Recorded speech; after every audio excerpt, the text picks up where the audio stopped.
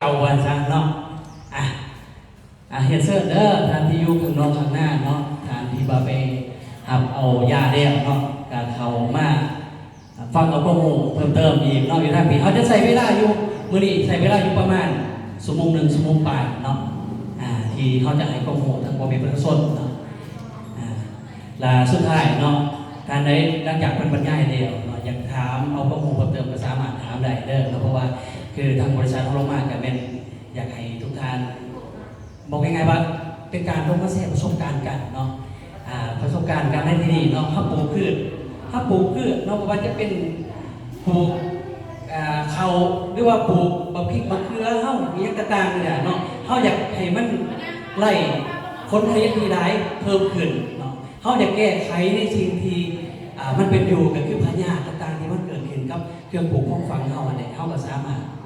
ถามกันได้เราถามเอาข้อมูลกันเนาะเกี่ยวกับคำสุภาษิตของเราเขาบอกว่าเนาะ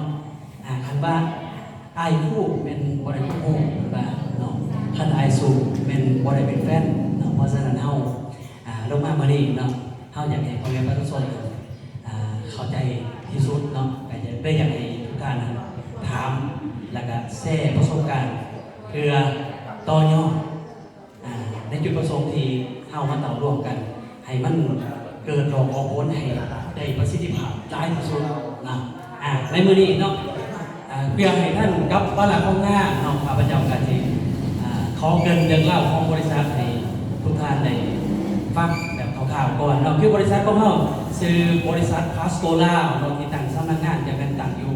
บ้านแก้วสัมพันธ์นครปากเซ่ไปจะประสักเนาะท่านใดที่ว่าไปเนาะในมีโอกาสไปทางปากเซ่เนาะก็ไปมีโอกาสได้ไปเรียนตึกแฟนซิมอลเนาะก็สามารถเขาไปถามได้เนาะเขาไปถามหาทางข้าพเจ้าก็ได้เนาะข้าพเจ้าซื้อทองไม้นนทใสซื้อดินซื้อบิวเนาะเป็นคนบ้านดอนสักเมืองพุทธองแขวงจังหวัดสักนะเป็นลูกเสาไห้เสาหน้าเฮาพิการทันได้เนาะเพราะฉะนั้นเขาจึงเข้าใจกับการเป็นใส่ปุ๋ยเนาะคือวิชาการพิมพ์เขาลงมากับผ่านการเฮียนโฮมาจากทางประธานก็จะส่งไปตัวแทนที่ว่าเขาเป็นตัวแทนของเพิ่นเหมือนเขาจะส่งทางบริษัทจะส่งไปศึกษาโอโคมเกี่ยวกับวิชาการนำใส่ปุ๋ยทุกทางเพื่อคือบริษัทเขาจะลงในทุกแขวงโดยเฉพาะที่เขาเน้นหนักก็คือ4 แขวงภาคใต้ของเขาบอกให้มีวิชาการนักที่จะไปทัวร์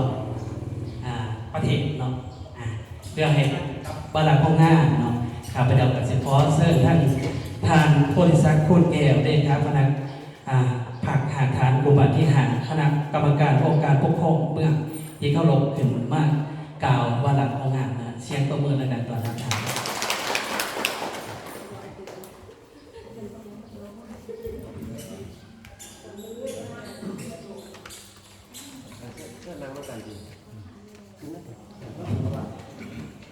เพราะว่าจะบอกว่า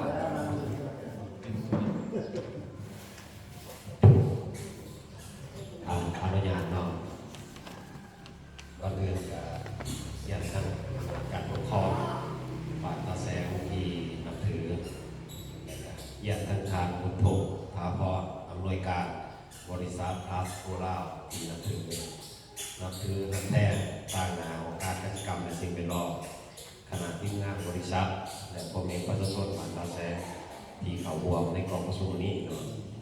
ข้าพเจ้าโพธิศักดิ์คุณแก้วเลขาคณะพัฒนาทางกลุ่มบัตรที่5ถือว่ารู้สึกเป็นเกียรติและกระภาคภูมิใจเป็นอย่างยิ่งแน่นอนดีเลยให้เกียรตินะครับการเชิญเชิญจากบริษัทพัสลาวบริษัทพัสโกลาเข้ามารวมในงานเปิดโตปุ๋ยเนาะเกิดว่าเราจะลงมาโฆษณาโดยรวมบาตาแสงของเรานี้ถึงในยามพันมานี้เห็นว่าเป็นบานนึงแน่นอนดีเลยเหตุการณ์ผลิตกสิกรรมเป็นต้นกับเป็นการปลูกเขาอะไรปลูกการปลูกเรื่องเนาะที่ว่าในทางการส่งเสริมบรรดาโครงการก็มีจำนวนหลายเนาะที่ว่าในวันนี้ก็เป็นโอกาสหนึ่งที่ว่าทางบริษัทดังกล่าวนี้จะได้นำเอาปุ๋ยมาโฆษณาทั้งคุณภาพของปุ๋ยว่ามันจะดีเท่าไร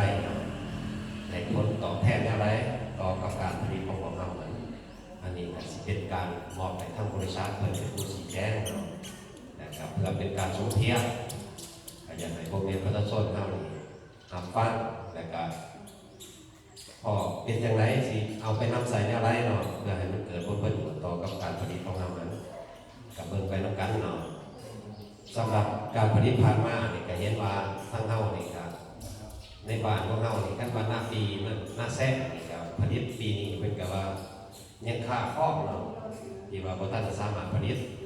เส้นลายเราได้การผลิตเขาหน้าปีผ่านมาเนี่ยก็หน้าแซ่นี่กับว่า140 เฮกตาร์ใน2 บ้านเนาะระหว่างบ้านของบ้านเติมเนาะแต่ว่า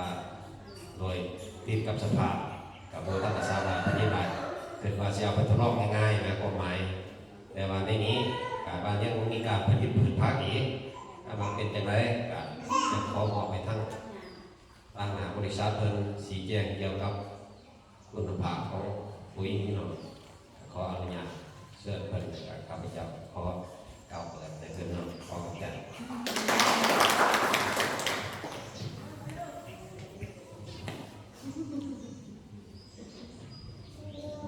จากกับข้อความใจทั้งทางโพธิสัตว์คนเกียรติเราเองครับคณะกรรมการเปิดเกินมากกล่าวเปิดงานเมื่อกี้เนาะเขาจะไปท่านกับไปหลังห้องงานข้าพเจ้าก็สิขอเชิญทางอุดมภาพรเอารายการใหญ่ของบริษัทพาสโปร์ตเราขึ้นมาให้รายละเอียดเกี่ยวกับงานเราเช่นต้องมือระดับต่อครับ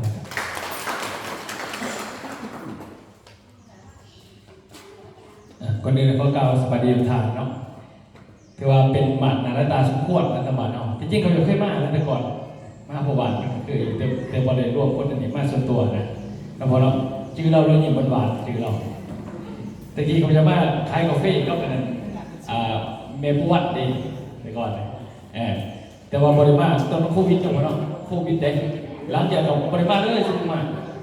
แต่โควิดมาแต่พอแต่ก่อนเราเป็นตัวแทนกาแฟของเขานะปัจจุบันนี้ก็เลยว่าโควิดมันมีปัญหาหลายก็เลยว่าส่วนโควิดก็เลยเปิดบริษัทแล้วก็เฮ็ดเองดีก่อนนะก็เลยรังจากนั้นมากก็ลังมากในขั้นนี้เลยมหาทวีกับมหาท่านของการเกษตรกรรมเพิ่งก็เลยว่าลงมาเป็นเวลาเอาปุ๋ยเป็นตัวนำปัจจุบันนี้เนาะจะได้กินกาแฟซิมหรือยังซิมเดียวใครเป็นท่านซิมยกมือขึ้นเนี่ยว่าเพิ่นจะให้ซิม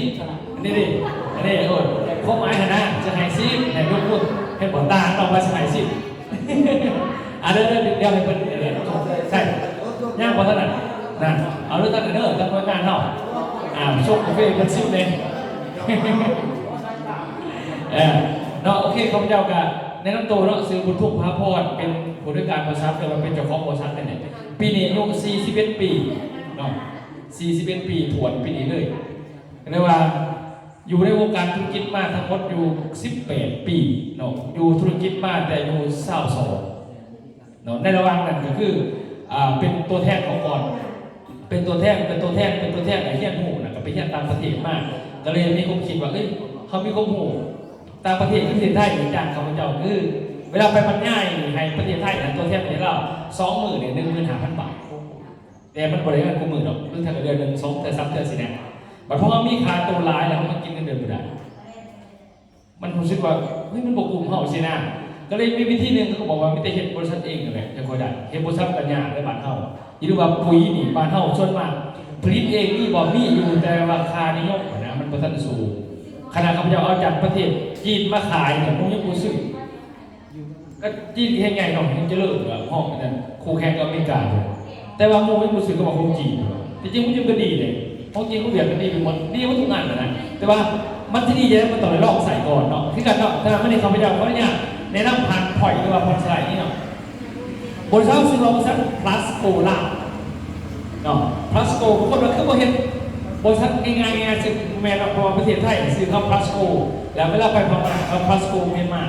ไปกัมพูชีพลัสโกกัมพูชีสินะมาล่าพลัสโกล่าซึ่งเป็นบริษัทที่ผลิตปุ๋ยเก่าเซนโนนี่จัดส่งถึงกับเฮ้าแสดงข้าพเจ้ากันเปิดตลาดเดินมาทั้งหมดอยู่3 ปีนี้ที่เป็นในนามของเก่าเซนโนแต่ว่าบอได้ขายในห้างเนาะบอได้ขายในห้างเป็นยังคือผู้ขายในห้างคำถามถ้ามันขายเลยถ้าดีผู้ขายในห้างมันเป็นสัตว์ใดเพราะว่าผู้ขายอยู่ห้างเขาไม่มีข้อมูลเรื่องปุ๋ยเขามีแต่เงินเปิดห้างขายของซื่อลูกน้องเขาก็ทานแต่แบบปุ๋ยขึ้นรถมุ้ยเพื่อนมานั่งเหี้ยเลย มีบอกคนที่เปิดหานขายปุ๋ยบ้านเขาถูกจงบนทุกอย่างมามีบอกบ่มีแน่นอนเขามีเงินเปิดพวกนั้นเขาขายจะโตคนยางไปซื้อเท่านั้นเองแต่เขาบ่สนใจหรอกเขาสนใจว่าพอไปทำการอย่างเขาขายการอย่างเขาจะมาขายการอื่นเนี่ยเขาก็จ้างดอกนะแต่ปุ๋ยมันมีหลายบอกประเทศไทยมีอยู่100,000 กว่ากาประเทศไทย100,000 กว่ามากกว่าเท่าประมาณ1,000 กายังสิมาเพิ่มตัวยังสิมาหลายเนาะในตลาดก็ทำโครงการหลายเขาเรียกว่าแบบโครงการส่งเสริมปลูกต้นนั้นปลูกต้นนี้จากต่างประเทศนะแต่ว่าปลูกต้นนี้นั่นแหละแต่เวลาเขาเอามาบ้านเขาก็ขายปุ๋ยเขาเองลงไปแต่ถ้าเราให้เข้าใจว่าฉะนั้นข้าพเจ้าเนาะก็คือนี่คือสำนักงานของบริษัทบางทีรัก2บ้านแก้วสะพัดนครปักเซ่ไปตลาดเฟรนช์มอลล์ที่เห็นเลยอันนี้สำนักงานเราตึก3 สัตว์เนาะมีสารปุ๋ยต่างๆอยู่ที่บ้านโศกกับหน่วยนครปักเซ่ที่ทะเบียนเอกสารต่างๆเนาะของบริษัทเนาะชัดเจนตรงนี้มีเอกสารจากกรมมาลงแผนกมาลงสู่เมืองต่างๆให้ถูกต้องถือใจถือกฎหมายและมีองค์การจัดตั้งสังคมเนาะหลายกว่า50 ทางส่วนตัวเขาเองเดิมที่เขาเป็นคู่เนาะจบคู่มาสอนโครงการเนาะเขายกเอกภาษาอังกฤษเลยนะตัวรับเลยภาษาอังกฤษแต่ก็เปิดศูนย์อบรมภาษาอังกฤษเป็นอาจารย์สอนไปตามโครงการเป็นวิชาการสอนอาจารย์อีกที่หนึ่งนะทั้งหมดอยู่14 แขวงหลังจากนั้นก็เลยได้มีโอกาสไปเรียนต่อก็คือไปเรียนอยู่ต่างประเทศนี่ครับอย่างแต่ก่อนแล้วนี่สิได้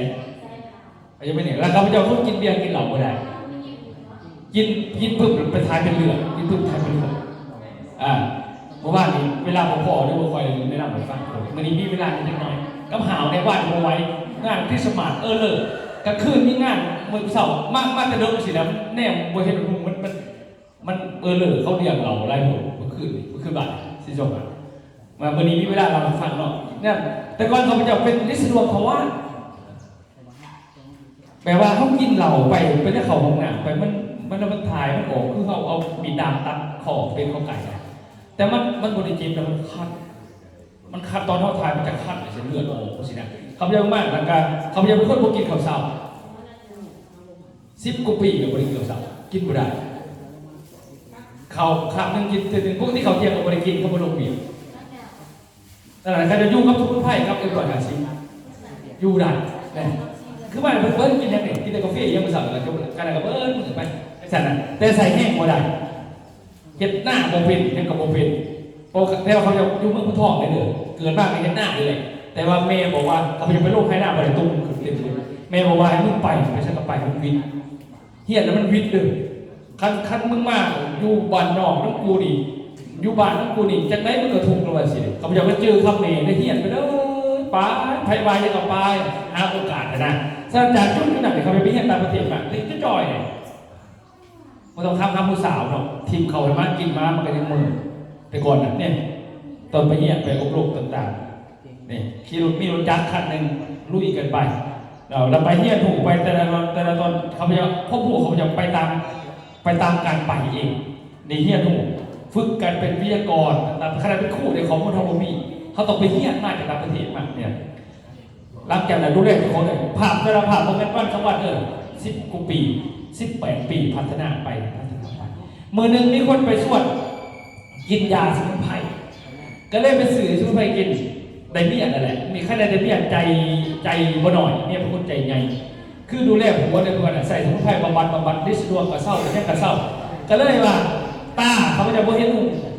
ตายนะคัดตาพวกตาใส่แว่นตั้งแต่อายุ28 ปีปัจจุบัน41 ปีกำลังพ้นแว่น3 ปี 4 ปีนะแต่ก่อนเป็นไงรู้อีกนะตะกี้ก็ว่าสู้มากเลยครับเมื่อแต่มุ่งมาสู้มากไปแต่ก่อนไปลองขายยาสมุนไพรเนี่ยเขาเดียวเปลี่ยนเป็นเห็นทุกอย่างเลยนะเนี่ยกันรู้อีกกันไปทุกอย่างก็เปลี่ยนแปลงจากนี้มาแล้ววันนี้เขาจะเล่าให้ฟังว่ามันเป็นยังไงนะวันนี้เขาขายกาแฟหน่อยสิบอกกาแฟฟังมาเลยเขาจะไปเยี่ยมจีน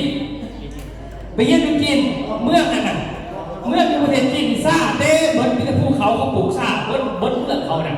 เขาจะเยี่ยมมาดิเป็นผูกปัดอาจารย์เนาะไปเขาใจเรื่องแต่ก่อนเขาจะไปเทียบเขาว่าเอ้าขั้นยาสมุนไพรดีกับยาพวกหมอนี่พวกหมอเขาบอกพิษมันบอกให้กินยาสมุนไพรดีประดับนะเข้าไปขึ้นไปแสดงพอไปเยี่ยมจีนเขาไปเยี่ยมจีนตัวไหนบ้างลุยไหลซาบ้านเขาจับถ้าเขาไห้อันนี้เขากินกำดีเหลือเนี่ยเขาหักเข้า พอราคาตัวนี้มันแพงกว่าทองคำขึ้นไปหยาดองอันนี้ทุกผู้ที่เบียดมันจะมีเลยเด้อผู้ที่เบียดมันจะมีเขาจะหาเก็บแบบนี้ตัวนี้มันเกิดมาเป็นไข่ย่ำหนาวเป็นนอนย่ำห่อนเป็นยามันก็ดึ๊บย่ำห่อนมันก็ขึ้นมาออกสินะอันนี้แพงเด้อเขาไปเก็บมันเขาเก็บที่เก็บเห็ดหอมแต่ว่าตัวถ่ายที่มันละลายก่อนขั้นบนละลายเนี่ยเก็บไม่ได้เก็บตัวนี้เขามาบดขายเขามาขายสิมาขายมาขูดเขาคือให้พอเขาขายน่ะแต่ว่าโลกนึงแพงเขาก็สามารถหลอกสื่อต่างๆเลยนะคุณนะในทุนมาสื่อแล้วไปบดขายเป็นยาแล้วก็ส่งขายของงานเฉพาะต้นเดียวนี่ขายเป็นกองสมีอยู่ที่$300สหรัฐเห็นบอกจะเบิกด็อกเตอร์ใหญ่ๆเลยที่เขาอยู่รับแขวงกันด็อกเตอร์ใหญ่เขาจะมีหมู่เวลาเขาไปยากันเขาเอาจังสิไปหายกันเขาไม่ได้เอายาลวงแพ็คใส่กระเป๋าไปหายกันเลยหรอกบ่มีแต่เขาขายใครยาลวงกับยาสมุนไพรต่างๆยาสมุนไพรมันเป็นยาอายุวัฒนะเห็นให้เขาอายุยืดตายได้พรไปสมควรตายก็ไม่ว่าตายตัดรอดไปได้ฉะนั้นจะเบิ้งด็อกเตอร์จะเบิ้งจะแขวนเขามีจังสิหายกันไหนโชมคนโชมยังราคาเป็น$1,000กันยังมีแต่ว่ามันเขาขายจะร่วมไหนมันต่างกันพอไปส่วนตรงนี้เงินสื่อตรงนี้แพงตัวนี้เนี่ยเขามาหายกันแพงมดซดอีกขายมาประเทศไทยมี3ราคาเกรดซี่800,000 บาทต่อ1กิโลกรัมเกรดบี2 ล้านบาทเกรดเอ3 ล้าน3 ล้านบาทที่ขึ้นมือเด็กแล้วเวลาถุงหนึ่งนี่มันเป็นยาเขาพเจ้านี่มันเปลี่ยนแปลงจากการเข้าใจไปเยี่ยมจีน4 เถื่อเยี่ยมอยู่เชียงไฮ้เยี่ยมอยู่กรุงโจวเยี่ยมอยู่คุณมิงเขาจะไปนะเอาข้อมูลมันบอกเราความเป็นที่ยาวต่างๆแล้วก็เข้าใจมันนึงว่าปัดเป็นยังคนเราจะป่วยนะบางคนเขาบอกเข้าใจเป็นยังคนเราจะป่วยมันมีว่า2 แบบเลยเวลาเขาบ่สบายหรือว่าเวลาเขามีพยาธิป่วยจาก2 อย่างหนึ่งโรคที่เขาเป็นมีโรคที่มีเสื่อกับโรคที่มีเสื่อโรคที่มีเสื่อเป็นไว้บอกโรคที่มีเสื่อมันเป็นแบบนี้คือโรคเสื่อเขาตะหูทั้งตาเขาใส่ปุ๋ยฉีดปุ๋ยหนักเคมีส่วนนั้นคนปักซองจะเลือกเขาตามคนที่ดูเป็นพยาธิใหม่เลยเพราะมันเขาทั้งตาเลยเห็นบอกคนเล่าเขาจะไปเห็นกรรมกรสอบสวนป่วยนะจีนติดพยาธิมากก็มีปล่อยสัตว์พิษลงน้ำปลาฟูตายหรอกอันนั้นคือว่าพยาธิมันเขาทั้งนี้คือว่าโรคที่มีเสื่อโรคที่มีเสื่อพวกไวรัสโควิดไวรัสตับไวรัสเอดส์ไวรัสจะเกิดมีเสื่อเลย2ก็คือพวกสารพิษกับร่างกายพวกปอดสารต่อมะเร็งแต่พวกที่เป็นโรคมีเสื่อโรคที่มีเสื่อไข้ยุ่งนี่ก็โรคมีเสื่อไข้วัดใหญ่ก็โรคมีเสื่อให้ไปป่วยอยู่พวกหมอวันเดียวห่างกินยาทุกผิดประเด็นอันที่เรื่องบริเวณว่ากินยาสมุนไพรเศร้าไหนคันโรคเขาบอกว่าเจ้าก็สบายจะไปกวนก่อนนี่เขาไปคือกวนหาเสือก่อนคันมีเสือได้เลือดแล้วยากินอะไรเด้อให้หมอปัวร่างกายบางคนบอกว่าขันยาสมุนไพรนี่คือมีหมอมันคนละอันกันเราต้องเข้าใจหนึ่งก่อนในคำจำกัดสิ่งเกินเช่นปุ๋ยฝากเอาปุ๋ยก็คือหลักเคมีปุ๋ยกับปุ๋ยชีวภาพหรือว่าปุ๋ยอินทรีย์ชีวภาพหรืออย่างไรของเราจะเป็นปุ๋ยอินทรีย์เคมีชีวภาพคันชอเลยเขาเอาร่วมกัน17 ถาดใส่กระสอบเดียวอันนี้มันได้แบบห่างกายคนเหมือนกันเลยถามว่าป่วยเนี่ยมีเสื้อโรคไปหาหมอใช่ป่ะไปหมอเขาที่ขาเสื้อฉะนั้นพวกกระทันหันไปหาหมอเสื้อมันยังไม่เลือดเฉยเขาที่มียาหรือว่าเคมีเพื่อจะไล่นี่มีโตพยาธิมันเลยรอตัวน้องเป็นไงน้องมันตอนนี้เราใส่กล่องคุณทันหาเขาต้องว่าขาตัวนี้ก่อนอุบัติเหตุไปหมอเนี่ยยากินสมุนไพรหมอเศร้าจริงไงอุบัติเหตุไปหมอหลงทุกอย่างไปหมอแต่ไปหมอมาดิเขาก็ทั้งปวดใช่ไหมก็เริ่มปวดซื้อเพิ่มเลย13 บาทปวดซื้อไหนคันว่าจะลดกับเอ็กซเรย์ลดตามกันเอ็กซเรย์แผ่นหนึ่งแผ่นหน่อยนี่แผ่นละ400,000 กีบจะกวด10 แผ่นกับ4 ล้านไปยังได้ฝ่าดีใจนะหาบอลให้มันแตกชื่อเบิดขึ้นร้ายแล้วเราบริไปเองเนี่ยมันก็ต้องมีคนพาไปทุกคนถ้าไปเสียเงินคนพาไปศาสตร์เก่าๆของอย่างนั้นสื่อสารไปหอดอย่างกันกับเห็นบอกไอ้ยาสูบธรรมดาเขาจะใส่ที่เราปูไปนำอาแดง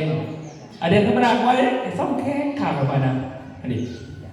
กินธรรมดาเขากินพวกเขาจะไปเขาไม่ได้หนังสือพูนปีไก่กับแพงบอกเพลงเขาเบิ้ลนั่นเป็นสัตว์นะโมท่านเด็กปวดมันก้อนทีกวนพาราเข้าไปกดสมคบดันถ้าคบดันปกติจังสมัครผ่าตัดใด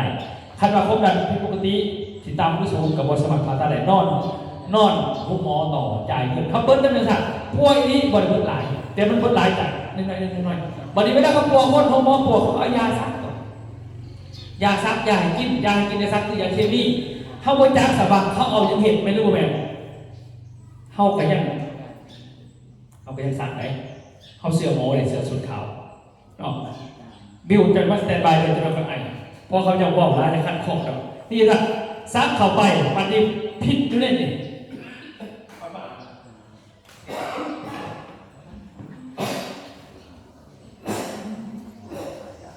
ขอไปน้ำตาลเนาะขอสักนิดนึง เพิ่นบอกร้ายกันแบบนี้เนาะไปทุกเมื่อเมื่อที่ซีแควงบาดใจคิดเบิ้งตั้งแต่ข้าพเจ้าบ่ได้บอกร้ายทุกคนข้าพเจ้ายังไอกับบนคืนเนาะคือเฮาจุดประสงค์หลักที่เฮาลงมากกับเป็นไอ้โกโม่ขนาดมื้อนี้เฮาจะเน้นหนักทั้งอันนี้ไปก่อนเนาะเป็นสมุนไพรต่างๆเนาะของบริษัทนำพอบริษัทนำเขาบ่ได้นำเขาเพียงแต่ปุ๋ยเด็กมันจะมีสินค้าต่างๆที่ว่าเฮาบ่ได้อีกหลายรายการก็40กว่ารายการเนาะที่ว่าบริษัทนำเขาเพราะฉะนั้นเฮาจะมื้อนี้เฮาจะอนุญาตให้ข้อมูลทางด้านวิชาการทางสุขภาพก่อนนะเกี่ยวกับเวลาเขากินไปหลายๆที่เราเป็นยังไม่จะเป็นพยาธิใหม่เป็นกระเพาะเป็นตับเป็นมังไคล้างเขากินซ้ำๆหลาย10 ปีแบบนั้นก็ใส่ปุ๋ยเคมีอัพเขากระเพาะเขาขึ้นดินเปรียวเทียวสีสันเป็นกับดินเวลาเขาใส่เคมีไปเรื่อยๆถ้ามิดมันก็ดีเลยถ้ามันก็ชอบไปแบบกินพาราเซตามอลเจ็บหัวนิดนึงเม็ดนึงเศร้ากินซ้ำๆไป2-3 ปี1 1ไป2เลยต่อไป2จะดีขึ้นเท่าตัว12เลยสิมันคันบอกน้ำไอไปนั่งกับข้อตกโกภายในๆเลยใส่มันใส่ง่ายได้เนาะบอกว่าจะเป็นทั้งโรคพื้นที่จังสี่เนาะแล้วก็อยู่ทั้งบริษัทเนาะกับมีการกินเลี้ยงกันคือวันคริสต์มาสที่ผ่านมาเนี่ยเอากันจนเริ่มต้นแต่ว่าลูกจน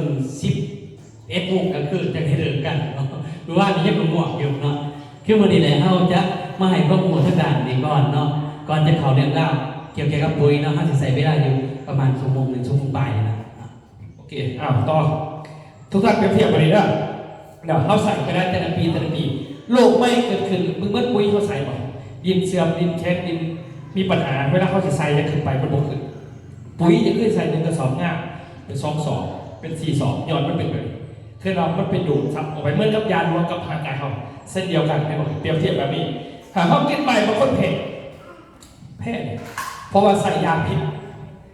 อายุน้อยแต่ไปกินยาผู้ใหญ่เพเม็ด1 กระสอบมันเป็นสารเครื่องด้วยกันลักษณะมันกันใช่ป่ะนี่สารโรคที่สองแบบโรคที่ไม่เสื่อไปหุ้มหมอโรคที่ว่าไม่เสื่อไปหุ้มหมอของเศร้าตอนนี้เกิดขึ้นกับคนอายุ40 ปีขึ้นไปจะเริ่มมีปัญหาก็คือเขาอายุเพิ่มขึ้นเท่าไรแห่งเสื่อมลงเสื่อมมี3 ส่วน25 ถึง 35 ส่วน50 ส่วนมันจะเสื่อมไปเรื่อยๆไม่ยิ่งออกลูกแล้วคนยังเสื่อมไปไอ้บอกเฮ็ดให้ระบบประสาทเสื่อมมันเสื่อมเจ็บปวดบ่เบิ่งการเสื่อมตาเสื่อมไปกับหมู่อายุ40 ปีขึ้นไปบ่ค่อยเห็นบ่เป็นตาบอดได้รูทีนในตามันก็มีรูทีนนี่คืออย่างที่ว่าได้ดอยเกิดใหม่หายมันจะหายรู้ได้หน่อยยิ่งหายรู้เพราะอาศัยการรูทีนน้ำตามันสิไหลแต่พอใหญ่ขึ้นมากแบบตาได้บ่รูทีนมันจะมีหน่อยฉะนั้นมันเทในสภาพเสื่อมลงเดียวกล้ามเนื้อ40 ปีเริ่มเสื่อมยกของน้ำมือคือเก่ากระดูกขึ้นกันปอดผิวหนังหอดที่18เกิน18ไปพวกคนกวงกินเป๊ปซี่กินน้ำมันลมไหลเห็นกวง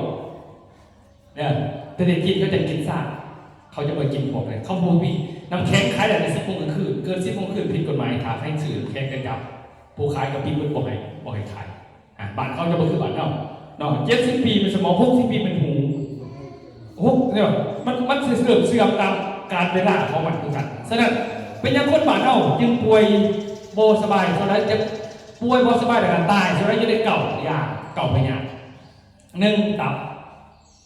ที่เป็น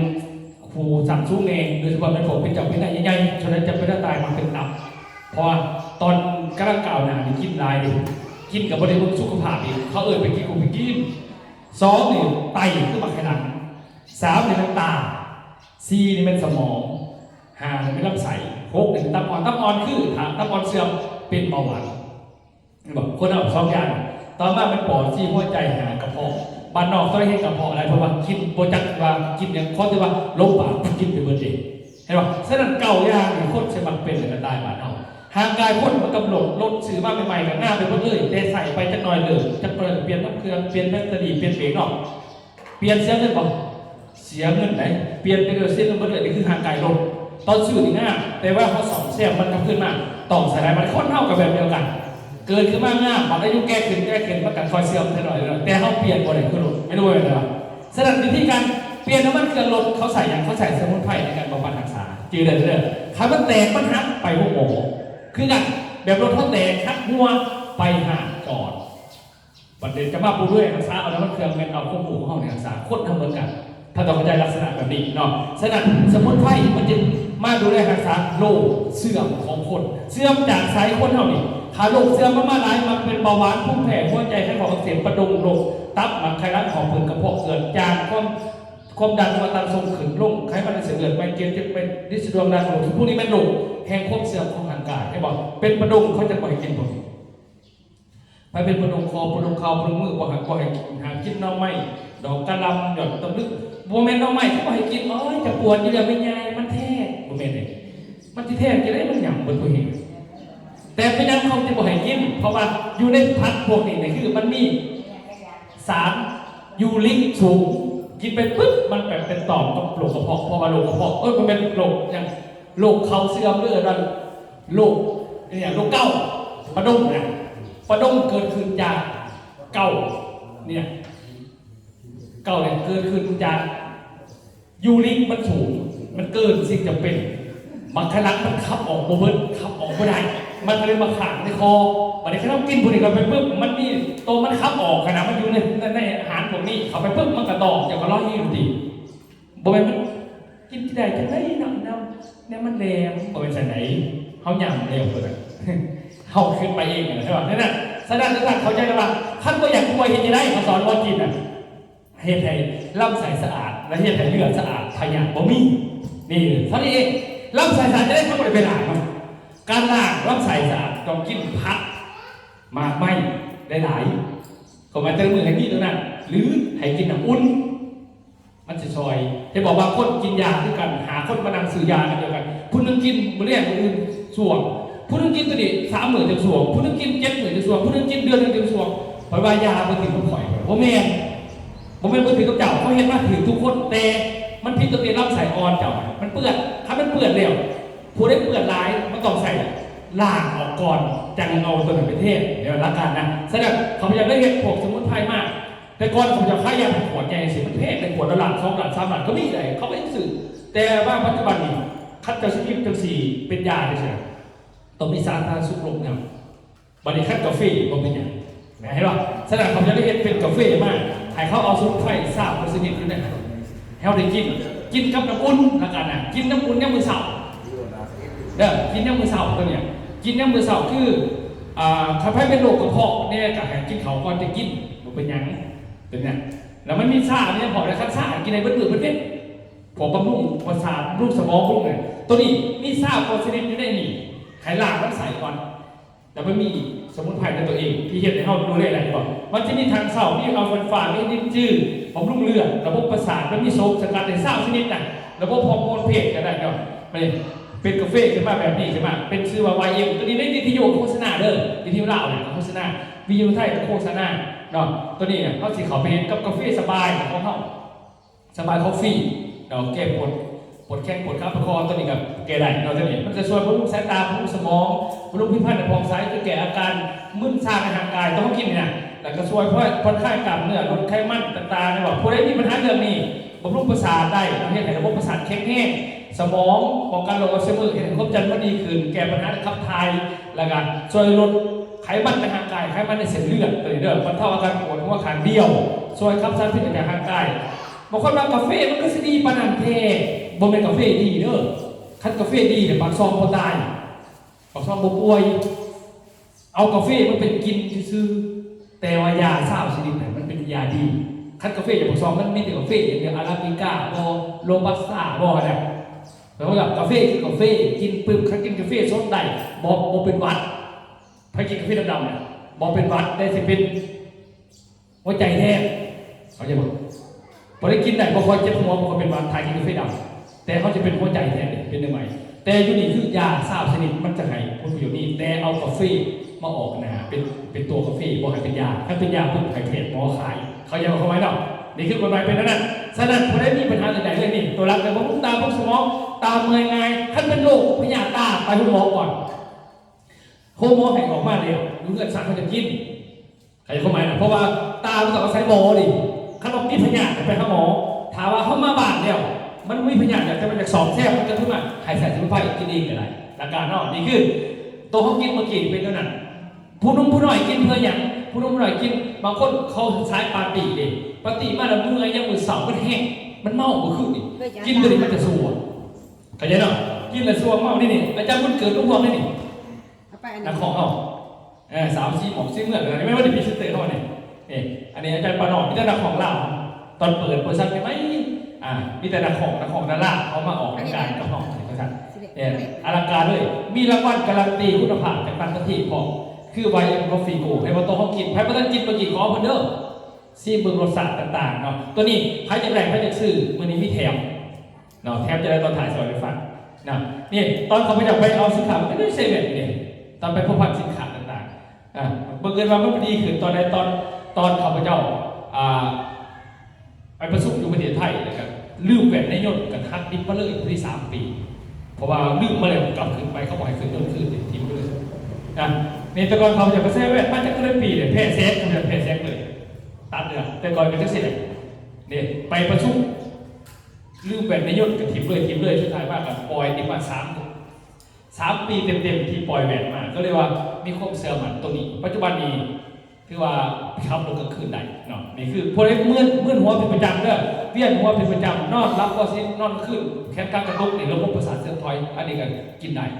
ตื่นมากแห้งตื่นมากเมื่อยตื่นมากปวดหัวอยากนอนต่อตัวนี้ซอยได้ตัวนี้บริลิตกดทับประสาทเลยเพราะว่ากาแฟนั่นเดียวมันเป็นยานี่คือว่าถึงตลาดของกาแฟแต่เขากินเจ้าชื่อว่าเอายันให้กินแบบว่าเอายาเสน่ห์ให้กินบ้างปัจจุบันเนี่ยเมื่อกี้นี่เนาะประมาณนั้นก่อนแล้วก็มีหลายตู้เพราะมีสบู่มีมั้งเนาะพวกสมุนไพรแก้ปวดกระดูกทับเส้นก็มีมั้งนะเป็นสมุนไพรแก้ปวดลงคอโดยเฉพาะก็มีในเบื้องข่าวไว้เพราะเขาจะทำในตัวแทนน่ะมียังไงน่ะปวดคอปวดเข่าปวดแขนปวดขาพวกนี้มีพอปวดคือลดโรคใช่ครับผมเป็นลดโรคทับต้องกินไหนผมหมายคือว่าเขาปวดเนี่ยผ่าตัวอย่างก็ซึ่งมันโอ้ยลดโรคทับต้องกินโมเมนต์นอกผมหมายปวดได้ปวดนะนี่เจ็บหลังเจ็บหรือมันมีให้มันเลยฮับตัวแทนบอกเด้อพอต่อไปเขาสิมาฮับตัวแทนตัวแทนจะรับบาทตัวแทนจะรับไม่มีให้มันเลยเนาะใครจะเป็นตัวแทนจะคอยว่ากันอีกทีนึงมื่อนี้เขามาเปิดตลาดให้ฟังว่าเขามียังไปซื้อแต่เขาจะลงลึกว่าของปุ๋ยเก่าเกษตรนกเนาะเพราะว่าบ้านเขาเป็นกลุ่มบ้านในปฏิบัติมีพี่น้องเปิดเป็นยังไงเฮ็ดสวนกาแฟบ่บ้านนี้โอเควันนี้เสียว่าลงกาแฟปากซองนี่แขวงจำปาสักปากซองในน้ำเขาเนี่ยเขาจะมีพวกใส่ปุ๋ยเขาดีหลายต่อแต่ละบาทคอยขังมันจะมีมันเลยปากซองเลยผู้ใดอยากให้กาแฟตึงกาแฟงามหรือปัญหาต่างๆของผืนที่เป็นของกาแฟตัวนี้สามารถซอยได้แล้วเขาก็เปิดตลาดมาจนมีเงินประชาชนจากเมื่อปากซองละเอียดก็เลยผ่านมาเนาะอันนี้คือให้คนข่าวตัวนี้ก่อนเพราะว่าส่วนของนี่ก่อนเนาะเขาพเจ้าเนี่ยมีการมีเงี้ยตอนต่างประเทศมากเรื่องของธุรกิจในการขามซากเกี่ยวกับการขาสากลและไปเงี้ยปุ๋ย4 โรงงานในประเทศไทยนะท่านโรงงานเนี่ยเงี้ยเองเนี่ยเงี้ยนำมาเห็นนะโรงงาน4 โรงงานเนี่ยผู้ผลิตเป็นผู้นี้จะของผลิตเพิ่นเอาบริษัทอินเตอร์อะโคเทคเรียนในการผลิตทำภูเขาคนเองเนาะมาใส่อะไรต่างๆนี่ปุ๋ยนี่มันมีหลายนะครับอย่าไปเงี้ยแต่พวกนี้ลงลึกถึงขนาดลงการตลาดแต่ละบาทได้ส่งปุ๋ยเป็นพวกได้จนกว่าเขามาเป็นของปุ๋ยเก่าเกษตรโนเนาะเขาก็มีการจัดงานที่ได้มีอยู่ให้เบิ่งกันแหละเต็มเลยทุกท่านนี่เดือนที่2นะครับมีเป็นรัชเชิญทั้งบาททั้งไปนับอยู่เดียวเนาะเชิญทั้งบาททั้งไปนับได้ใช้เนื้องานเป็นภาษาตื่นบางวงงานที่มีสินค้าไหนยังไงมันมีหายมาเลยอยู่พวกนี้ใหญ่เลยเอราวัณพวกนี้แกล้งสินะแล้วแต่ว่าอันใดเพิ่นสะดวกบางที่เขาจัดมาเนี่ยมันตรงกันเขาของผู้สุขเขาจองก่อนเท่ากับไปอีกอย่างนึงแต่ว่าคน500 คนเป็น1,000 คนเนี่ยถึงเดี๋ยวอันนี้คือเขาจัดอยู่ที่จำปาสักเนาะก็คือปักเซ่นครปักเซ่อีกเต็มเลยฉะนั้นนี่คือว่าภาพรวมเอามาเบิ่งเลยว่าปุ๋ยเหมือนกันปุ๋ยมันจะมีแบบชนิดเม็ดแล้วก็มีแบบชนิดหนาเลยปุ๋ยเขามี2แบบเราชนิดหนาหายคือทั้งใบกับลำต้นชนิดเม็ดนี่หายทั้งหากฟอยจะต่อกับไซน้ำมันไม่ผสมพุทธได้ไหมว่าฝนลง เขาก็จะใส่ขั้นหน้าง่ายๆเพราะว่ามีหนักอยู่แล้วประมาณนี้แสดงว่าปุ๋ยนี่เป็นจะใครคุ้มผูก่อนเนาะว่าเขาใจคุ้มผูในการใส่ปุ๋ยว่าปุ๋ยเขานี่ใส่จากไหนแล้วปุ๋ยเคมีเป็นจากไหนปุ๋ยอินทรีย์จะเอาคุ้มผูไปใส่เนาะเขาจะบอจะเป็นตัวเป็นจึงสรรพคุณอะไรได้เขายังไม่เกี่ยวไม่อ่านเนาะทางพวกตัวนี้ปุ๋ยเขาเป็นสีดำเนาะเป็นสีดำมันคือเป็นสีดำมันเป็นฮิวมิกนี่แม่ดินผู้ไฟเก่าด้วยว่าทับถมอยู่ในดินสารคือสารซับสารต่างๆที่มันทับถมในดินเนี่ยมันจะมี2แบบมันจะมีฮิวมัสกับฮิวมิกขั้นฮิวมัสเนี่ยทับถมระยะเวลาต่ำสุด 10,000 ปีขั้นฮิวมิกทับถมอยู่ 100,000 ปีขึ้นต่างกันตัวนี้นี่ถามมันลงดินไปปรับฮิวมิกลงดินไปปุ๊บมันเสียดินทีเสียดินทีมันตึงไหวที่ว่าปุ๋ยเคมีเขาใส่ผ่านมา1 กระสอบ2 กระสอบก็เห็นผลมันจะไปละลายตัวเก่าดึงมาใส่ไข่พื้นกินขึ้นเขาหมายนะตัวนี้ละฮิวมิกและปุ๋ยเขาสมัครผสมกับปุ๋ยอื่นได้เป็นอย่างโดยเฉพาะปุ๋ยเคมีเขาอยากผสมสีมันผสมได้ผสม15ก็ได้ผสมกับ16เป็น8กันแล้วแต่อัตราผสมคือ1 ต่อ 5เป็นจะได้ก็คือเท่านี้5 กิโลเอาเขาใส่1 กิโลเป็นสินะเพื่อบางคนอยากให้ทานอาหารเด็กเพราะว่ายิ่งว่าเท่าเอาอาหารให้พืชเท่าบัวได้ไปบ้านที่มันซื้อไหนพืชมันต้องการกินอาหารของมันบ่ได้กินตามใจเขาขึ้นพืชก็คือคนก็คือพืชเลยเนาะฉะนั้นปุ๋ยเท่านี้เป็นปุ๋ยรวบสูตรทุกท่านนี่คือใบทะเบียนฝุ่นยังเอาตามกฎหมายเอาทุกอย่างเลยครับในโรงงานผลิตต่างๆส่งเขามาให้พอดีมาเบิ่งว่าปุ๋ยเขาใส่พันมาปุ๋ยน้ำหรือปุ๋ยเม็ดอันไหนกินไว้กว่ากายยังก็ต่างจากปุ๋ยน้ำมันจะไว้กว่าปุ๋ยเม็ดบอกว่าวัตกาเขาเด้อกายยังก็อย่างเป็นยังคือว่าสัตว์เพราะว่าคือคนป่วยนอนอยู่คุณหมอรีดนี่มันหย่ำมันรีดนี่มันทำโรคก็ได้แขวก็เจ็บปากก็เจ็บสินะเขาจะเอาอาหารเสียบเขากินมันก็หมดเสียมันกินไม่ได้แต่ขั้นตอนจอผู้ดำลงไปเขาก็พอเลยมันกินได้ไหมคล้ายๆก็ปุ๋ยหนักแต่ปุ๋ยหนักมันลงทะเลลงไหนมันไหวแต่มันตัดทางแต่ไม่กินได้ไหมมันก็ใส่พันธุ์มาพืชพันธุ์ต่างๆนี่คือมาใช้ในทุกพืชเด้อขั้นว่าปุ๋ยหนักใน3-4 มื้อก็เห็นการเปลี่ยนแปลงเป็นปุ๋ยหนักตรงนี้ท่านจะให้พืชพันธุ์กินตัวใดแต่เมื่อไรอย่างปลูกสลัดอย่างปลูกมะเขืออย่างปลูกอย่างแบบตัวนี้ก็คือปักซองเป็นถ้าลงตลาดปักซองเขาลงเขาโครงการนี่เขาสู้ซับมาคบเลยส่งต่อกันไปลงเปิดตลาดตะมินเขามาท่านส่งลงกาแฟเดี๋ยวเขาลงพักสู้ก่อนนี่เลยเขาไปจะลงเองต่างๆลงพื้นที่ลุยไปเลยเขาเปิดตลาดก่อนมากุ้งมาแป้งไม่ได้เลยเนาะอันนี้คือเขาใส่ปุ๋ยปั๊บกุ้งจะให้ได้ทั้งดินเป็นปุ๋ยเม็ดจะให้ได้ทั้งใบเลี้ยงไว้เป็นทั้งปุ๋ยหนาใบที่สุดนี่ท่านสังเกตเลยบักโมกอะไรบักเขือขั้นตอนนี้เลยสินะดอกมันบดุดอกมันมากมากรนต่างๆเนี่ยเอาตัวนี้ไปใส่ตัวนี้เป็นหัวเสือปุ๋ยเพิ่มปุ๋ยเป็นปุ๋ยหนาตัวนี้เป็นหัวเสือมาผลิตเป็นตัวนี้แล้วท่านดอกซื้อมันว่าซื้อตัวนี้ซื้อว่า power green เป็นภาษาอังกฤษเรียกว่า power green เฮ็ดแล้วให้น้ำเขียวไว้เฮ็ดให้ดอกมันจับเฮ็ดให้หมาต้นโตเฮ็ดให้หมามันง่ายเกิดวันตัวนี้ขั้นเป็นบริษัทเรียกว่ายาพิเศษของพืชเดือนนะมาแปลงเป็นเม็ดมาแปลงเป็นหนามได้ตัวนี้ท่านนี่มะเขือเลนมะเขือยังไงเตะอันนี้คือเทเข้าใส่เป็นพันมาในบักพริกคือท่านบักพริกนี่ตัวรักเลยแก้ปัญหาตัวนี้แก้ปัญหาเรื่องหมากต้นกระสีหมากบักดอกบักรนต่างๆสมัครแก้ได้ตัวนี้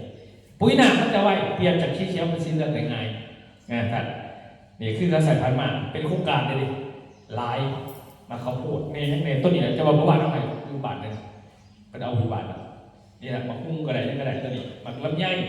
มาทุกได้ทุกพืชได้ทุกไม้ท่านมาทุเรียนนี่แห้งปลูกยากแต่ว่าเขากับเพิ่นเก่งกับทุเรียนประเทศไทยจะมาบ้านเฮานี่วันที่12 14เดือนหน้า60 คนแม่ก็ปลูกทุเรียนมันเว้นมาซื้อได้ก็เป็นตัวแทนปุ๋ยของประเทศไทยนี่เลยนี่มาเลยท่านนี่คือว่าถ้าปุ๋ยเขาเป็นนั่นน่ะสามารถเบิ่งปุ๋ยท่านเนาะมาเบิ่งวิธีการใส่ปุ๋ยใส่ปุ๋ยถึงต่อบางคนถามว่าปุ๋ยเคมีเป็นยังไงอะไรบอกปุ๋ยเคมีอะไรบอกปุ๋ยอินทรีย์อะไรบอกว่าเป็นชีวภาพคือเก่ากับเซนโนเขานี้ต่อไม้ของเก่าเซนโนแมนแห่งไปส้นรุ่นต้นทึ่งเพิ่มพูดผลิตเพิ่มพูดกำไรแต่ขึ้นธรรมศาสตร์สู่แผ่นดิน4 ข้อนี่แม่นคำโฆษณาของเขาอยากเขาใช้เนาะเช่นจะได้ให้ผมเองรู้ตัวทึ่งได้การใส่ปุ๋ยพันๆมากให้มันใส่แล้วประหยัดลงขึ้นแล้วก็เพิ่มผลผลิตได้ฉะนั้นปุ๋ยของเรานี้มันเป็นปุ๋ยเคมีเข้าใจเด้อเพราะเป็นเคมี100%แล้วนั้น แต่ว่าปุ๋ยเคมีมันจะมีสูตรแยกกันถามปุ๋ยเคมีมันจะแยกกันมีสูตรบำรุงห่าสูตรบำรุงใบสูตรบำรุงลำต้นบำรุงกิ่งงาสูตรดอกให้ดอกจับสูตรบำรุงดอกให้แข็งแง่สูตรให้มาจับให้บำรุงหัวขั้นปุ๋ยเคมีเขาจะแบ่งสูตรเป็นสูตรเขาจะบรรรวมกันแต่ของเขาที่เป็นปุ๋ยรวมกันแสดงว่าจะปลูกส่วนห่างกับไปใช้ได้ส่วนเอาใบกับไปใช้ได้ส่วนแต่ถ้าปุ๋ยเคมีใช้น้ำหนักบ่ได้เขาจะเข้าใจเนาะของเขาใช้ได้มันถูกปุ่มปุ๋ยเคมีนี้มันจะมีสูตรแบบนี้ไปเบิ่งขางกระสอบสูตรปุ๋ยเคมีมันจะมีสูตร16 20นี่46 00 16 88 18 88 15 12 17หรือสูตรอื่นๆอีกเต็มทีมันคือดอกปุ๋ยเคมีมันมีขางกระสอบลงไปเปิดเบิ่งขางกระสอบพอดีจังอันนั้นคือดอกปุ๋ยเคมีเด้อคันบ่มีตัวเลขคือเขาจะสิเนี่ยมันจะมีสูตรอยู่นี่เขาเขียนไว้เขาจะบอกเปอร์เซ็นต์ของถาดอาหารเขาจะบอกเป็นสูตรต่างๆขางกระสอบเขียนตรงนี้ให้บ่มีแต่เนาะแสดงว่านี่คือจังซี่คือแบบปุ๋ยเคมีกาเพื่อสนใจเนาะกาคือกระสอบปุ๋ยเป็นบริษัทแต่เราบริษัทจะกาบ่คือกันคันคือกันเป็นไหมเข้าใจป่ะสูตรอันเดียวกันบ่เป็นหยังแต่ว่ามันคือกันปึ๊บไหมปรับเลยมันผิดกฎหมายดังนั้นแต่เราบริษัทมากมันจะเขาจะบอกกาบ่คือกันบางคนมันคือบ่มาขายเนี่ยบ่แม่นเนี่ยบ่หลูกบ่แม่นเป็นปุ๋ยเขาคือหุ่นยนต์เด้อประเทศไทยที่อยู่แสนกว่ากาเนี่ยประเทศลาวเขาคนนึงเขามากกับพันกาใช่ไหมใช่ป่ะฉะนั้นปุ๋ย9%โลกกันคือกันเนาะก็คือเป้าหมายเราก็คือรวบทุกอย่างมาใส่อันเดียวให้ประชาชนได้ลดต้นทุนลงโดยที่ว่าในกระสอบเดียวนี่ชาวบ้านเอาไปบำรุงหาบำรุงต้นบำรุงใบบำรุงเขียวบำรุงดอกในอันเดียวเลยลักคิดคือการเห็นโทรศัพท์เลยเห็นโทรศัพท์แต่เมื่อเห็นโทรศัพท์เนาะก็คือสมัยก่อนมีโทรศัพท์สีดีเนาะดีเลยขาดที่เห็นไหมครับบางทีไงสมัยก่อนเนี่ยโทรศัพท์สมัยก่อนไงเนาะแล้วก็หยอมันเป็นน้อยดิหยอมันเป็นหน่อยว่าท่านพ่อวันนี้เนาะดึงทั้งเทปทั้งวิทยุทั้งโทรทัศน์มาใส่อันเดียวไปบอกสมัยนี้มันกล่องกับใส่กล่องวิดีโอกับใส่เอาบักหลายอันมารวมเป็นอันเดียวเกินมาสมาร์ทโฟนคือว่านวัตกรรมใหม่เห็นไหมนวัตกรรมใหม่นี่หอดปัจจุบันเลยเป็นปี1982มาเขาหย่อลงจริงเลยสักโคมือเนี่ยพายอยากได้ลูกสื่อตัวใหญ่นี่ราคา57,000ราคาขายโออยู่ที่42,000ซื้อพวกแบบนี้บ่ซื้อหรอกน่ะอีหยังก็แล้วแต่เนาะคือปุ๋ยเฮากับเปรียบเทียบถ้าว่าเป็นเครื่องใส่ของซอยเฮาเป็นโทรศัพท์ก็สิประมาณนี้เนาะถ้าปัจจุบันนี้ถ้าเฮาไปซื้อแบบนี้เฮาก็สิบ่อยากซื้อคือกันเนาะเพราะฉะนั้นเนี่ยเป็นหยังปุ๋ยเฮาจะร่วมสูตรไปในสอบเพียวเนาะก็คือร่วมสูตรไปในทันทีเพื่อลดทอนการนำใส่ใจของพ่อแม่ประชาชนเฮาลงมาจากที่เคยใส่ได้หลายสอบเฮามาใส่ปุ๋ยเฮาลดลงยกตัวอย่างว่าเฮาเคยใส่ตามหลักวิชาการมัน6กระสอบต่อ1เฮกตาร์เนาะเฮาบ่จำเป็นต้องเอา6กระสอบก็ได้เฮามาเอาปุ๋ยเม็ดจัก4ซองหรือว่า3ซองแล้วก็มาใส่ปุ๋ยหนาเฮาจักส่วนหนึ่งก็ถือว่า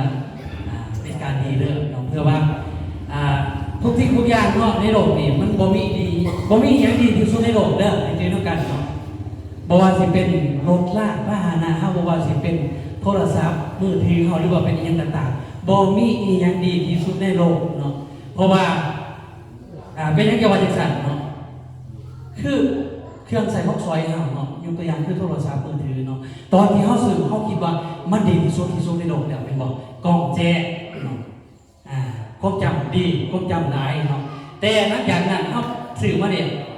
อีก3 เดือนมันผลิตตัวใหม่ๆต้องแจ้งตัวเก่าอีกความจำไม่หลายกว่าเก่าเนาะเพราะฉะนั้นบ่มีอย่างดีที่สุดในโลกเนาะโอเคเนาะจะเบิ่งพัฒนาการของโทรศัพท์มือถือปัจจุบันบรรดานวัตกรรมใหม่สมัยก่อนออกตัวมาโนเกียราคาหาเงิน750 บาทราคาขายมีโปรโมชั่นเรื่องตัว 42,000ตะกี้ไฟกับห่วยขายหน้าไปสื่อปกติสมัยก่อนสมัยนี้เขาเอาสื่อมันเอา1,000 บาทเขาอยากสื่อสิได้เขาอยากสื่อเนี่ยมันคือว่านวัตกรรมมาก disruption เปลี่ยนโลกเขาคิดปุ้ยแบบเดียวกันเขาคิดว่าเขาไม่อยากให้แย่แต่ก็จะผ ปุ๋ยเพราะว่าขั้นแย่กันเขาบอกตอนเทนเก่าเสียลงมาขายหรอกกันไปเอาปุ๋ยอื่นมาขายแต่ได้เขาบอกปุ๋ยเป็นอยู่เลยเอาเล่นก่อนเอาปุ๋ยเล่นมากพี่จะเขาชักอยู่มาจากติดตัวเนี่ยเอาเขาหาเงินเด็กเอาเวลาคนถามแต่คือว่าเอาการกระตันมากเอามาอะไรเพราะว่าเขาต้องการเปลี่ยนเนี่ยเราเปลี่ยนคุกเปลี่ยนหน้าการถึงกับผ่าตัดเพิ่นส่งเสริมมากจะให้ลดพรการใส่ปุ๋ยเคมีเขาจะสมัครไม่ยืนเอกสารโฆษณาต่างๆด้วยสิก็ย้อนว่าความคิดเขาเป็นแบบนั้นเพื่อเปลี่ยนเป็นที่แต่ว่าถ้าเปลี่ยนแปลงในการหน่อมากต่างๆแต่ว่าปุ๋ยเขาอยู่ที่50 กิโลกรัมนะ50 กิโลกรัมยังคงเดิมแต่ว่าทรัพย์คุณของมันสามารถที่จะเอาไปแก้ปัญหาแต่ละช่วงของพืชให้ได้เน้นที่สุดแม่นก็อยากให้แก้เรื่องดินปรับปรุงดินเนาะอยากให้ดินดีดินอุดมสมบูรณ์เพราะว่าฐานดินอุดมสมบูรณ์มันจะมีอินทรีย์วัตถุมีขี้กระเดือนมีในต่างๆที่สามารถผลิตอาหารให้กับพืชเขาเองอยู่เลยมันมีให้นี่อินทรีย์วัตถุในดินพวกน้ำดาวนี่นะมันทำปฏิกิริยาโดยแต่ละเพื่อให้มีอาหารให้พืชโดยอัตโนมัติแบบเดียวกับป่าอยู่พุ่งมันมีไฟเส้นปุ๋ยมันเป็นยังไงไม่รู้ว่าแม่ปลาเท่าสายบานเท่าสมาธิมีปัญหาคือเพียลงขั้นเพียมันมักกินข้าวเคี้ยวมันก็ไปกินอยู่พุ่งอย่างเงี้ยจะไม่เบิ่งเนี่ยมันก็มากินแต่ดูบานหน้าเขามันก็มากินแต่ต้นหน่อยเขาแสดงว่ามันมากน้ำเนี่ยเราต้องมาศึกษาตัวนี้เรื่องนั้นเนี่ยฉะนั้นที่หลักการนี่บอกนี่คือหูจำลองคันดินมันดีอุดมสมบูรณ์มันจะทำอาหารให้กับพืชเองมันอัตโนมัติก็ต้องแต่บานเราบอกเข้าใจว่าคนที่ดินมันตายแต่ใช้แต่การเผาดินเผาเรื่องเก่านี่มันเขาจะได้ถาดฟอสฟอรัสส่วนอื่นตายมันดินมันจะแข็งเนี่ยทีหลังเนี่ยมันจะเกิดใหม่ของมันฉะนั้นการฟื้นฟูถามว่าจะฟื้นฟูดินเผาเอาตัวนี้ไปเด้อตัวนี้เดียวเนี่ยผสมหนักเลยอยู่พันดินตัวนี้กับปุ๋ยเม็ดอันเดียวกันแต่ตัวนี้ว่าตัวนี้เป็นใช้หนักในการผลดินตัวนี้ได้แก้ปัญหาเรื่องของสารอินทรีย์วัตถุใหม่ให้ดินกลับมามีขีดกระเดือนคือดินแข็งแก่ดินแข็งไปเลยก็มีนั้นฉะนั้นใครเขาจะพืชก่อนแต่ใครเขาจะปุ๋ยนี่พวกเขาซื้อมากนะส่วนนั้นคนบ้านเขาไปซื้อปุ๋ยเขาบอกเขาใจปุ๋ยนี่เขาขอใจแต่ว่าจื้อมูบอกมาหรือเขาเคยใส่ในซื้อไหนเขาบริจาคว่าไม่ยั้งในกระสอบปุ๋ยบางคนแบบปุ๋ยมันคือหลายแท้เต็มที่เต็มแดดมันหลายเลยอยู่ในห้างใช้ปุ๋ยให้มีถูกกาแต่บริษัทเขามีแต่การเดียวเขาบริษัทเอาการอื่นมาขายที่กฎหมายทำพ่อยเขาฉะนั้นมิตรการเนี่ยปุ๋ยหน้าในตลาดกับพวกอื่นเหมือนกันเพราะว่าเต็มปุ๋ยหน่อยยาไม่ได้หลายหรอกยาเนี่ยยาแก้ปวดซื้อเพราะมิตรการเดียวเลยแม่บอกใครได้เคยไปซื้อยาจริงเคยบอกไหมบุญการในการเนี่ยผมแม่ไม่บอกว่าเจ็บปวดที่นั่นเนี่ยเขาสารนี่กันเขาเห็นสำเร็จผมมีบอกการเดียวไม่มีเลยเขาสารแต่เขาคือสื่อเอาพอเดียวเนี่ยเขาจักมันยั้งอยู่ในกระสอบไปซื้อเลยไม่บอกใช่ปะเขาไม่ได้ไปเทียงเขาอีกกาเนี่ยเขาไปกินนะกาเนี่ยเขาเกี่ยวกับกามันนะเขาไม่ได้หยำกาพอดีเขาบอกร่างกายมันทำปฏิบัตินี่ปลาแดงนี่นะสำเร็จรูปมันก็ไม่มีกาเดียวเลยไม่บอกว่าแต่เขาจะเรียกร้องแบบมันจะไปยืนที่กาเป็นในโปรแกรมกาเขาต้องขอใจมันเป็นนังอยู่ในกล่องมันนะเป็นนังอยู่ในถุงเหมือนเขาต้องขอใจมันไปเก็บยังในถุงนั้นนี่น้ำปลาเขาไม่มีกาเดียวอีกอ่ะเขาไปยืนที่น้ำปลาห่วยเพราะนี่ก็ห่วยทีแดงแล้วคนบุษืหรอกน้ำปลาไม่มีอากาศแต่ไม่เขาสื่อบนเรือเขาจับมันเป็นนังมันอยู่ในฮัทนี่วะเขาใจสื่อเป็นเกลือขนาดเกลือยังมีลายกาวแต่เวลาเขาสื่อขอแต่เป็นเกลือแต่ละเรียบร้อยเพิ่มไปบอกพอเขาจับมันเป็นนังเนี่ยเป็นทุกวันอื่นอย่างกาเมื่อน้ำดื่มแห้งหลายครับตื่นมาเมื่อเป็นเกือบกิน3 กาแล้ววันตื่นมาอยู่กับพวกนี้ดูบัตรผ่านอีกาหนึ่งมันไม่ขึ้นเดิมกว่ากินน้ากาตอนนี้มันบ่ขึ้นเพราะเมย์พอเขาจับมันเป็นหนังในหันดีกว่าเขาจะดีก่อนน้ำดื่มกินไปเป็นเหล้าก็ยังมีรายการไม่บอกไม่ก็ยังมีรายการใช่ไหมเกิดก็ยังมีรายการทุกอย่างมีรายการแต่ปุ้ยมันก็มีรายการแต่เขาต้องจับว่ามันปุ้ยไปว่าใครเคยตอนนี้มีขอเดียวคือเขาบนจับแบบเป็นหนังในกระสอบซื่อๆเข้ากันเลยว่าอย่าข้าจะสื่อยันเบาๆไปแล้วกัน10 คนข้าทำสื่อผู้เดียวคือสื่อกับมาขึ้นมึงก็เอาดับกับมาขึ้นมึงนี่นะพอเขาบนจับมายังไงฮะบัตรถ้าไปซื้อเสื้อผ้ามันบนโซนไพ่หรอก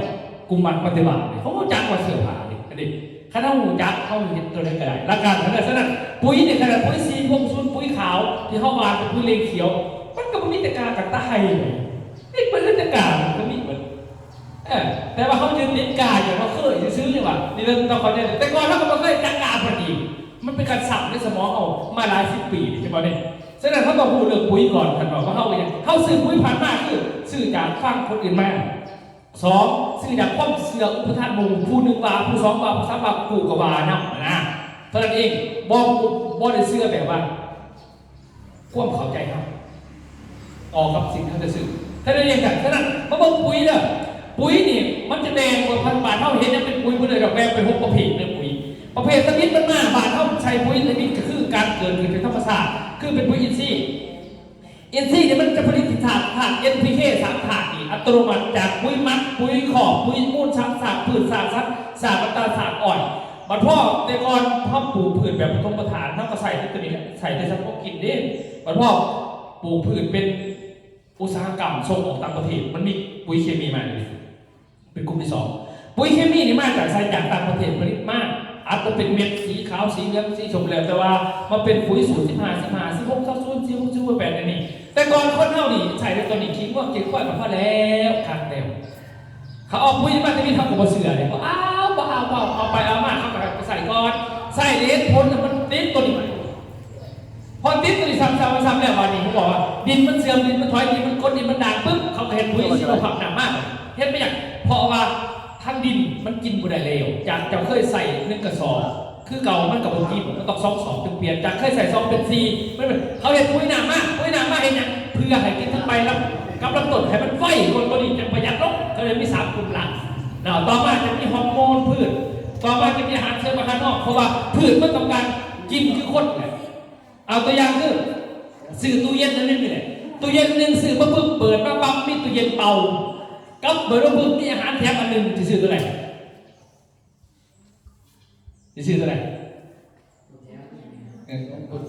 ฟังกันดีๆหน่อยอย่าบริฟังนะหรือว่าบอกให้ผมบอกตัวอย่างเขาไปซื้อตู้เย็นอันหนึ่งล้านหาบดอีกนะตู้เย็นนะเปิดตัวนี้ตู้เย็นเป่าเขาก็ต้องซื้อล้านหาเปิดตัวนี้ปุ๊บมีแถมอาหารอันหนึ่งล้านหาให้กันให้ชอบตัวไหนตัวแถมหรอความหมายคือแบบเขาซื้อของแบบมันตัวนึงล้านหามีอาหารแถม3ไปเจ้าตัวไหน3 กับ 1เอา3มาตัวนึงแถมมาอีกเป็น7เอา7เป็นบอกเบลก็เขาสื่อปุ๋ยนะเขาสื่อยังอยู่ในกระสอบปุ๋ยฉะนั้นมาเข้าใจตัวนี้ก่อนนะฉะนั้นถ้าเขาจะเอาแต่ความเขียวซื่อแต่พูดที่พ่อที่แม่เพิ่นก็มีผืนมีปุ๋ยให้อยู่แล้วจากขี้หมูขี้งัวขี้ไก่ขนาดขี้หมูขี้งัวขี้ไก่มันยังไม่สูตรใส่เลยนี่ขี้หมูเขาให้ใส่ผืนกินหัวทองไปเลยขี้งัวเขาให้ใส่ผืนกินใบขี้ไก่ให้ใส่ก็ผืนมาผลบ่เป็นใส่ผืนบ้านเขาใส่เลยบ่ใช่มั้ยขอแต่มึงเป็นทีจนเรียบร้อยใช่ไหมแต่มันได้บอกไม่ได้แต่มันเต็มที่ของมันใครจะบอกทำไมเขาไม่หรอกเพราะว่า NPK มันต่างกันนะครับเข้าใจเด้อพืชมันต้องการต่างกันใช่ป่ะนี่ปริมาณ NPK มันต่างกันเพราะว่าธาตุหลักของปุ๋ยมันอยู่ที่ NPK นี่ตัวหลักเลยใช่ป่ะฉะนั้นเมื่อเขาจะนี้เป้าหมายการใส่ปุ๋ยคือเขาต้องการผลผลิตที่สมบูรณ์เขาต้องการประหยัดและหาสารสิ่งเป็นรองมาได้ทั้งพืชได้ทั้งผลได้ทั้งคนลดต้นทุนพอให้เสียเงินหลายคือเป้าหมายของปุ๋ยเขาจะสื่อประมาณนั้นเพราะฉะนั้นมาเบิ่งการใส่ปุ๋ยที่ถูกต้องคนนะที่จริงเขาไม่ได้ต้องการปุ๋ยเขียวอย่างเดียวแต่เขาบอกเขาใจปุ๋ยเหมือนเขาคือใส่ปุ๋ยเขียวนั่นคือเมนบอลตันบักเขียวคนที่เขียวกับพ่อนะเขาตัวเมนได้เข้าใจสิเขาเด้อแบบคนนี่นะแม่เลี้ยงลูกนั่งมากเขาจะมันใหญ่พ่อเลยสิยามันเขาแต่มันใหญ่กับคนหนึ่งเรียนลูกว่าใหญ่ที่สุดเลยมันก็ต้องหูนะน้ำหูนี่น้ำแต่กินให้เป็นดำหน้าให้เป็นพอแค่กับพอไม่บอกบางคนน้ำดำหน้าพอเก่งเลื่อนพอมึงยังมึงก็ต้องน้ำพอไม่ได้นะมันบอกเร็วแต่ห้องน่ะหนาตามึงต้องดีพอหรือว่าเซลล์ซ้ำมานอนเพื่อนกับผู้ชายจังหวะเขาจะมึงใหญ่เอาไปทำไมวันนี้ออกมาอีก1 คนกับเสื้อไว้ในห้องป้ามันใหญ่ปอดเขาลงไปมันใหญ่พอเอาแบบนี้บ้าหนอเขาจะมาคัดเซลแต่มันใหญ่ฮะ NPK เดียวกับพ่อไม่ใช่ว่าเขาเดียวกันแค่นั้นกันเรียกคนนะแบบพ่อเรียกพืชด้วยกันแบบเดียวกันเขาต้องการให้มันมีดีกว่าเข้ามาใหญ่นะเข้ามานะฉะนั้นนี่คือขั้นเขียวอย่างเดียวคือเราใหญ่อย่างเดียวขี้วัวขี้ควายมันก็ใหญ่ยี่นี่พืชไม่เป็นเบิ้งหน้าติดบาทก็มีหรอกเขียวก็ได้ติดบาทเขียวหรอกเพิ่มวัวจะหลงหรอกแต่ว่าหมามันบอกมันเป็นแห่ได้เปลี่ยนเพราะอาหารมันครบไปว่ามันได้จะกินเนี่ยมันใหญ่นี่ท่านเขาใจนี่ พวกนี้เขียวได้ว่าขี่หมูขี่วัวขี่ไก่เขียวมันบ่เป็นยักษ์นี่เขาจะวางลงไปหรือสาวทั้งใบอยากให้ใหญ่จริงๆเลยทั้งใบบ่ต้องซื้อเนี่ยF150ก็เป็นนวดผสมกันเอาไปพ่นใหญ่ขึ้นกันจะลองกันเด้อแต่เห็นไป2-3เทื่อที่เสือล่าได้เป็นพยานผมเป็นว่าเขียวมันจะไปยาซาในเขียวนี่เขาจะเขาเช็ดปุ๋ยไหมเนี่ยอันนี้เนี่ยไปผสมกับเขาไปเบิ่งในอินเทอร์เน็ตก็ได้พิมพ์โหลดนี่สูตรปุ๋ยเหลืองด่วนF150ก็เป็นนวดเท่ากันนี่พวกเครื่องดื่มชูกำลังคาราบาวก็ได้เนี่ยก็ได้ขอผสมก็เป็นนวดเอาผสมหนักไปพ่นเขียวคือกันบ่ต้องซื้อปุ๋ยแพงแต่จะใส่เพื่อนทับเพื่อเสือล่าลงเพราะว่าเขาไม่ได้ให้จะไปเห็นเขาสั่งว่าเขาสิผลิต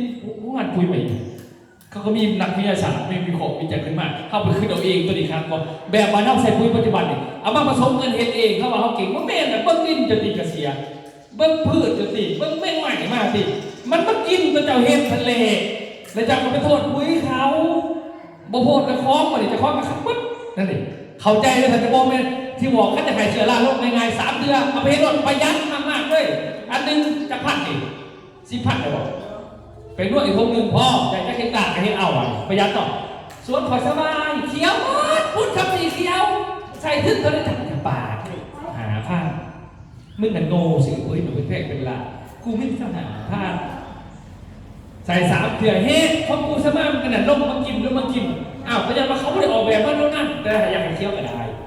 เข้าใจเราไหมเนาะแสดงรักการคุยหนักหรือเปล่าเพราะว่าพืชเนี่ยมันจะกินทั้งใบกับลำต้นหลายคนกินทั้งหากฝอยจำยังไงท่านพ่อเด้อฉะนั้นเขาสมัครใจได้แต่ว่าปุ๋ยเคมีนี้ปุ๋ยเคมีเกิดจากมันยาหลวงปุ๋ยเคมีเขาจะออกสูตรมากให้เหมาะสมกับอายุของพืชคือคนเด็กหน่อยไข่ก็เอายาเด็กหน่อยให้กินถ้ายาให้ผู้ใหญ่กินเขาชอบผู้ใหญ่พอสบายไปกินยาไข่ได้หน่อยกับบ่เศร้าไม่บอกเขาก็แอบออกแบบว่ามันยาไข่จะได้สั่นนะไข่ประมาณของโขงแบบว่าโมเมนต์มันพวกแกมันจะประมาณนั้นนี่นะนี่ใครอยากเชื่อเงินถึงหมอหรอสิตายมาขายหน้ามันเลยหรอนี่ใครจะรู้ว่าตัวอยากเชื่อได้จะเป็นใดหมดเนี่ยมันก็คือการสั่นเขาปลูกเอาอย่างเขาต้องคิดไว้ตัวนี้คุ้มไหวนะเด้อฉะนั้นเป็นยังเขาต้องซื้อปุ๋ยบันพืชมันต้องการยังแต่ปุ๋ยนะเด้อเพราะเบิ่งว่าต้นใหม่นะโลกมันเกิดขึ้นก่อนเท่าพืชเนี่ยมันต้องการกินอาหารของมันคือคนจะกินเขาเลยแต่อาหารของพืชมันมีทั้งหมดอยู่3 ทาง1ทั้งน้ำนี่แม่งให้ทั้งน้ำอาหารในน้ำผ่านน้ำลงไป2จากแสงแดด3มาจากฝุ่นที่จากปุ๋ยมี3 อย่างฉะนั้นธรรมชาติมาสอนมาสมัยก่อนเขาหดน้ำนี่เบิดปีกับต้นไม้พอทองกับฝนตกลงเถื่อนเดียวไม่พอจะแบบฝนตกเถื่อนหนึ่งเขาไหนปุ๋ยฟรีไหนตอนไหนมันเป็นตกทุกขังไหนทุกขังตอนฝ้าเรือฝ้าห้องปุ๊บเอาปุ๊บปั๊บปุ๊บปั๊บปุ๊บปั๊บปังมันเอาแล้วมันลงพึ่งมาเดียวเข้าในปุ๋ย46.1ฟรีไอ้บอกมันลงปุ๊บนี่มันไนโตรเจนมันผสมออกซิเจนมันกลายเป็นปุ๋ยสารปุ๋ยเป็นมาเห็นอะไรมันเคี้ยวเหมือนแบบฉะนั้นใครเข้าใจจุดนี้เนาะเข้าได้ปุ๋ยฟรีทุกขังพืชกับคนนี่คือกันคือยังไงเด้อพืชกับคนกับสัตว์ด้วยกันคือกันตรงไหนเป็นสิ่งที่มีชีวิตด้วยกันสิ่งที่มีชีวิตต่อกัน4 อย่าง1ต่อการอากาศ2ต่อการน้ำ3ต่อการอาหาร4ต่อการยาเวลาบ่สบายต้องเอายาป่วย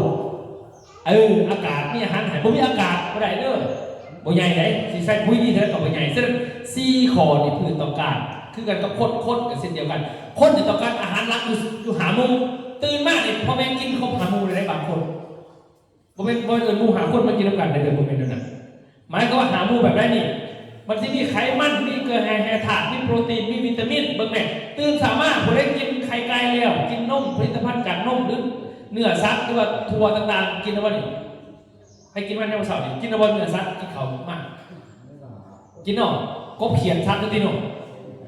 คือเขาได้โปรตีนนี่เลยเขาได้กลุ่มที่1นี่เลย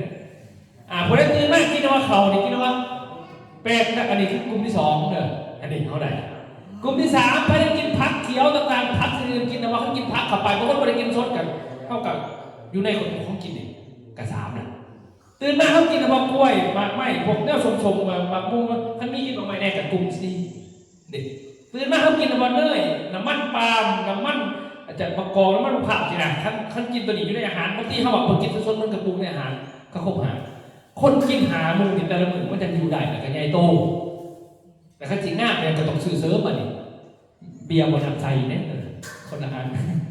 สื่อเสริมเขาว่ากินเพื่อนสั้นกินขนมเข้าไปอันนั้นคือต่างหากอาจจะประมาณได้ว่าทางการต้องการได้กินแต่พวกนี้ก็ได้แต่ใหญ่และแต่ง่ามคือมูกระบอกง่ามแล้วเปรียบเทียบเขาในเมืองมันก็กินต่างกันอยู่ใช่ไหมร่างกายมันกันที่คนเขาต้องการกินหามูนี้พืชแต่มันไม่ได้กินหามูมันกินแบบนี้มันกินในสิ่งอาหารของพืชมันมีนึงจากหนัก25%จากอากาศ25%พืชไม่กินอ่ะจากปุ๋ยเคมีมีแต่5%เท่านั้นเด้อใส่เกินกว่าใดใส่ต่ำกว่าพ่อแต่มาตรการอาหารเสริมอาหารห้อง45%แล้วเวลาเขาเห็นหน้าแสดงเขาบริจาคหรอกเขาถาดแต่น้ำถาดแต่อากาศกับซื้อปุ๋ยไปใส่แต่ว่าอาหารเสริมอาหารห้องเข้าโบจากไม่รู้ว่าแม่ถ้าใช้ไม่สมบูรณ์แต่จะได้ถังมันก็เชื่อมถอยอยู่เห็นหรอให้เขาจะว่าพืชมันจะได้ก่อนก็ไม่ต้องขายไปเลยประเภทไหน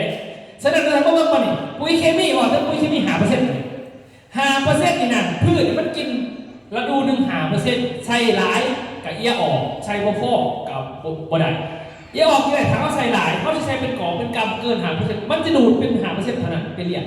ส่วนตึงแล้วดินขังในดินที่ไหนดินสมดินเข้มดินก้นดินด่างหักปุ๋ยอื่นบ่ได้ในปีต่อไปมันตึงหนาดินไปเฮ็ดให้เขาเสียเงินสื่อผู้ซื้อตัวตึงแล้วกินไปปุ๊บเดี๋ยวมันดูดจากทอลำเลียงขึ้นไปแล้วมันไปทายออกได้ใบหยอดอ่อนๆมันนะและถ้ามันเกินไปปุ๊บมันจะกลายเป็นไนเตรตมันจะเป็นอาหารของเพียมันจะดึงเพียมากดิมันเท่าใส่มันจะปีว่ะ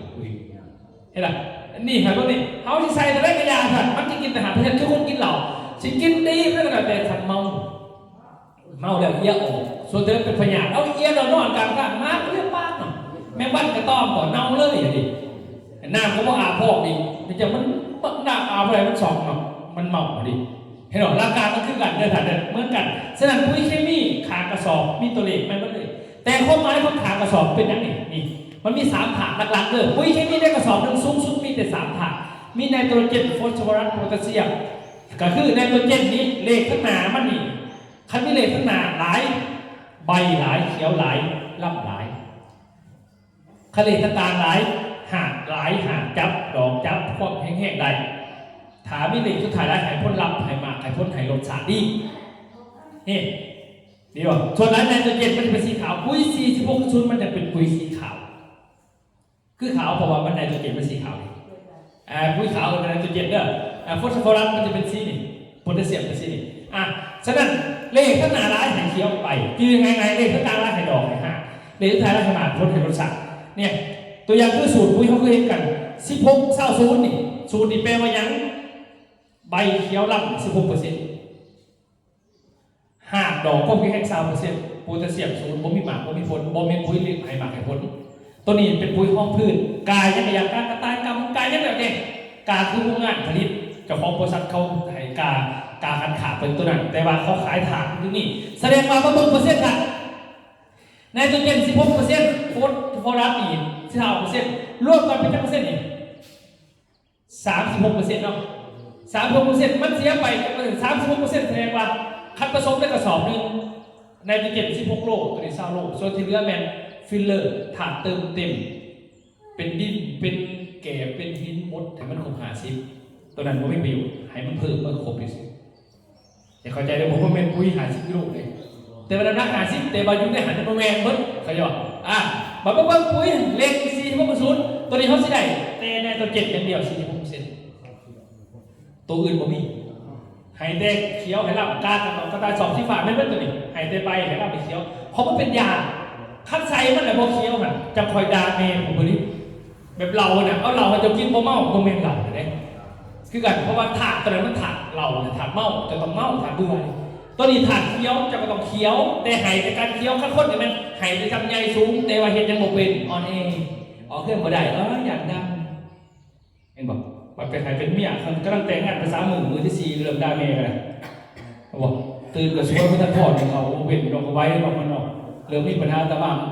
ขั้นจะว่าเป็นผัวเป็นใครผัวเขาเป็นด้วยกันมึงตายจุกตากันหอกอะไรเหรออันเป็นเดียวกันฉะนั้นบัตรตะบ้างวันนี้สูตร1688เป็นสูตรนั้นตัวนี้คือ